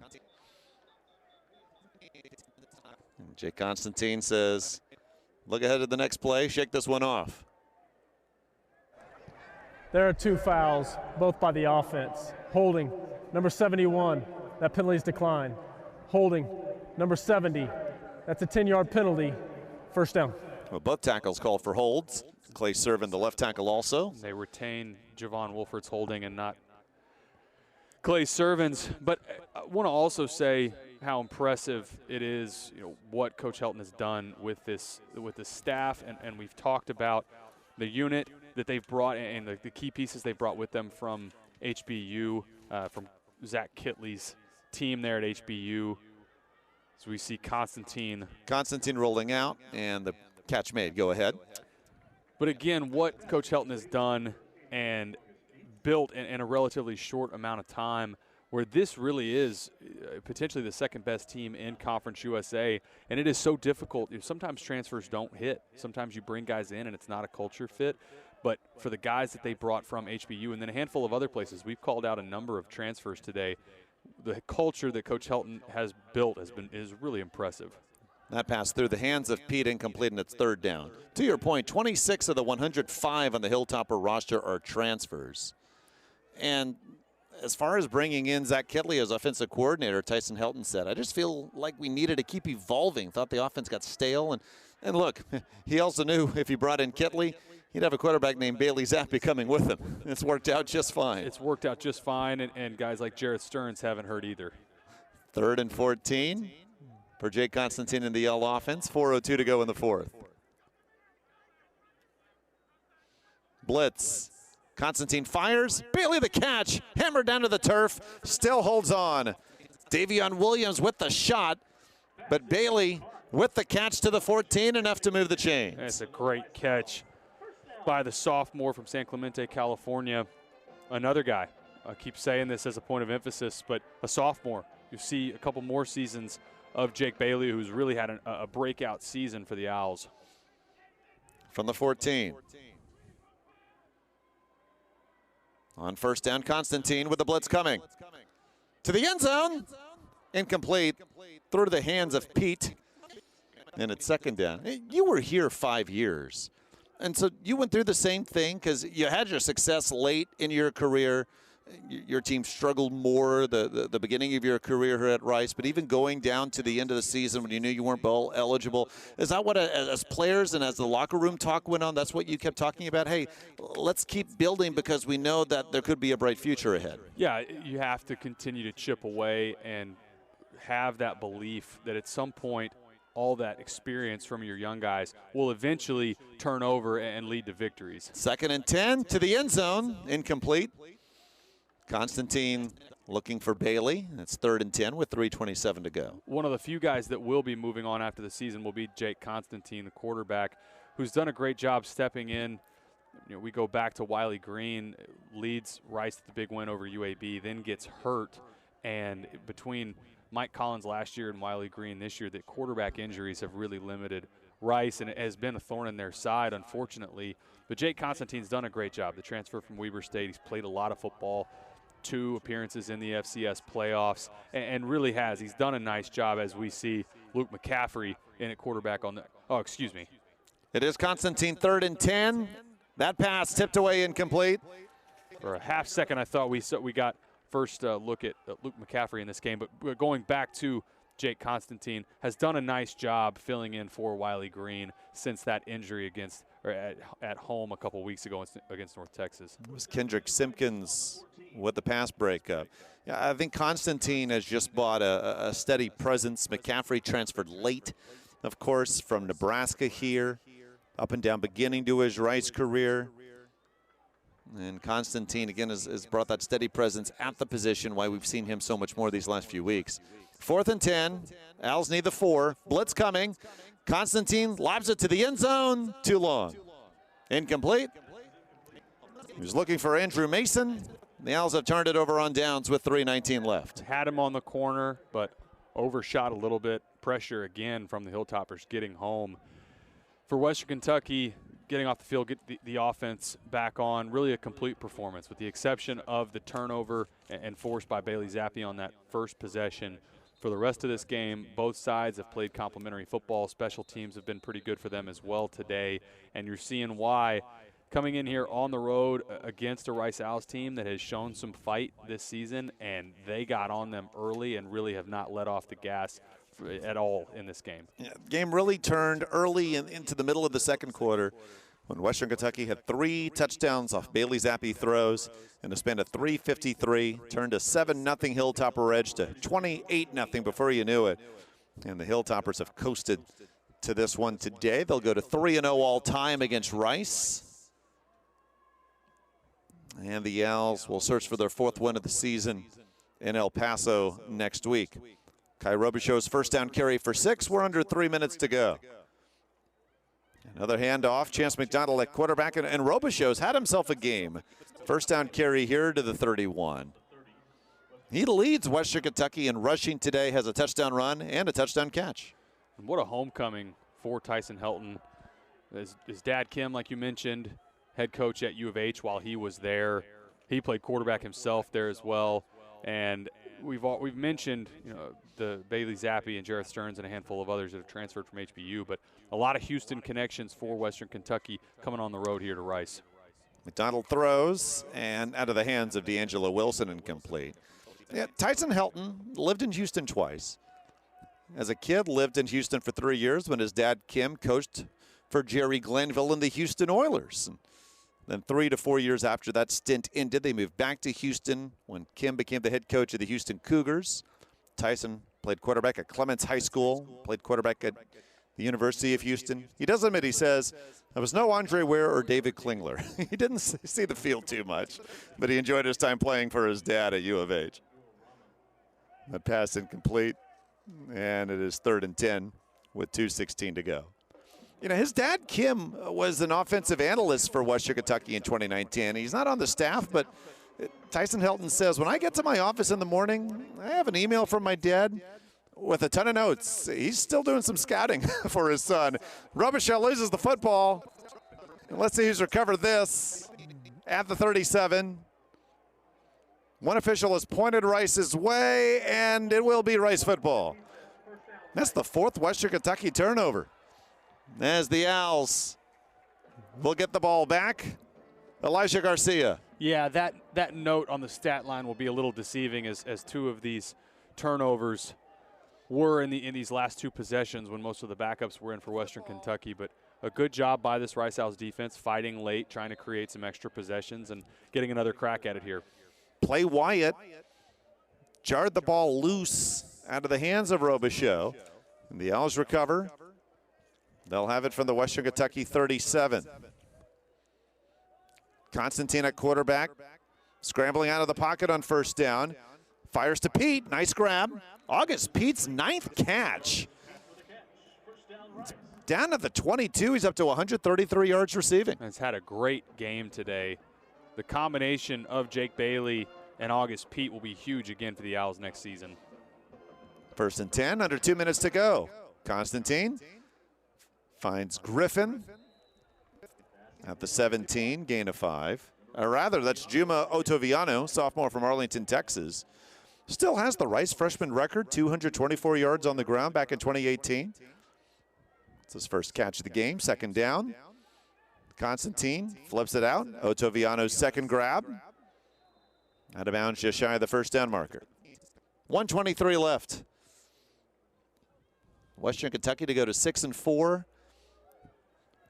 They're just starting the third quarter in Huntington, West Virginia. UAB a 14-7 lead on Marshall. Coming into today, Marshall and Western Kentucky tied for first in Conference USA's East Division. UAB a game behind UTSA. That in the West. 3rd and 2 now. Constantine throws. Incomplete. Patterson turned before hauling in the pass. 4th and 2. Offense stays on the field. Cedric Patterson, like you said, is trying to make his move upfield. Just got to secure that ball in, as you see the replay here. 4th down.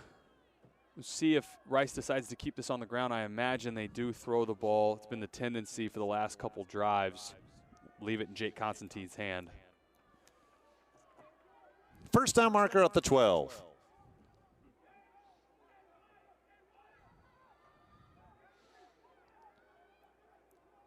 Blitz. Quick throw, caught. Patterson slips away. 1st and goal. Caleb Oliver with the stop, but the Owls will have it at the 2. And a good move. For the yards after catch here by Cedric Patterson, you see here just spots up past the first down marker, and the strength to spin out of that, get the ball all the way down to the 2-yard line.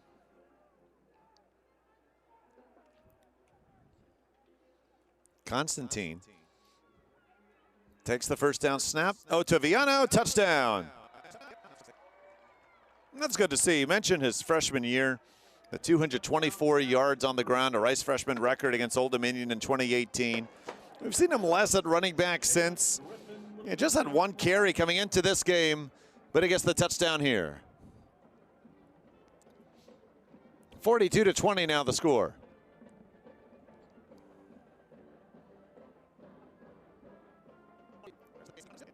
Christian Van Sickle on to attempt the PAT.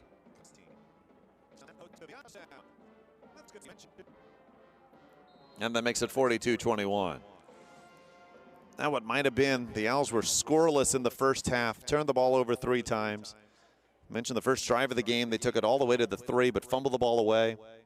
And after Western Kentucky turned it over on their first drive of the game, they would play near perfect on offense the rest of that first half, led 28-0 at the break.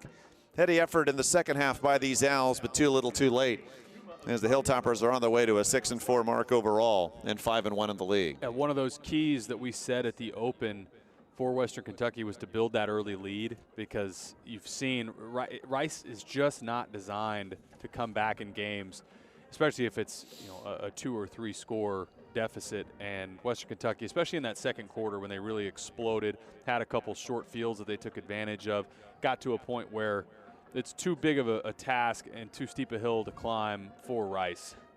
And to your point, this Owl offense, of course, wants to run the ball first. I'm not a betting man, but if I would have looked for a bet that Rice would have more pass attempts than Western Kentucky today, probably would have gotten good odds. But that's happened. Jake Constantine, 28 of 50 passing for 380. Western Kentucky has 47 pass attempts total. That's due to the big lead that the Hilltoppers were able to get in the second quarter. And they'll be able to run the clock out here. Bailey Zappe, 34 of 42, 5 touchdown passes. He has 42 on the year to lead the FBS. This will be his last year at Western Kentucky, and his head coach Tyson Helton tells us we're going to bring in 3-4 transfers at quarterback next season. Total open competition. Now, Chance McDonald will have a chance at the starting job as well. And Helton even admitted, he said, look, we're going to bring in some guys and a couple may transfer out. That's just how college football is now. But he wants volume, quantity at quarterback, and hopes of finding his number 1 next year. And of course, in 2021, the future is still bright. Possible Conference USA title awaits. We know a bowl game's coming in the Hilltoppers' future. They were really good today. Second down and 5 coming after the 5-yard run by Kai Robichaux. And then the Hilltoppers just have to run one more play. Mitchell Tinsley, 198 yards receiving. Jareth Stearns, 7 catches today to give him 111 on the season to lead the FBS. Some pushing and shoving here. Don't want to see that on the last play. Both teams will be separated. Western Kentucky coaches telling their players, come back to the sideline. We've won this one. It looks like Tyson Helton got the Gatorade bath. His team is bowl eligible. Got the Gatorade bath. He returns to Houston. He and Mike Bloomgren shake hands on the Rice Stadium field. And it's the Hilltoppers with a victory, 42-21. Bailey Zappe's homecoming, 5 touchdown passes. Jareth Stearns, another former Husky from Houston Baptist, 7 catches. No touchdowns today, but he still has 11 on the season. And Taylor, we've seen why Western Kentucky has been one of the hottest teams in Conference USA the last 6 weeks. Yeah, especially when they're clicking like that on offense, and they played good complementary football on the defensive side as well. As long as you stay on the field, when Western Kentucky has the ball and they convert, it's a really difficult team to beat. And like we talked about in that second quarter especially, they jumped all over Rice, built that big lead, and was just too much for Rice to come back from. 584 yards of offense for Tyson Helton's Western Kentucky Hilltoppers, and they rolled to the victory on the road over Rice, 42-21. For Taylor McCarrick, I'm David Salzman saying so long from historic Rice Stadium. Hilltoppers are bowl eligible, but they won a Conference USA crown. It is in their sights. All game airing on the ESPN networks are streaming live and archived on the ESPN app. This has been a presentation of ESPN.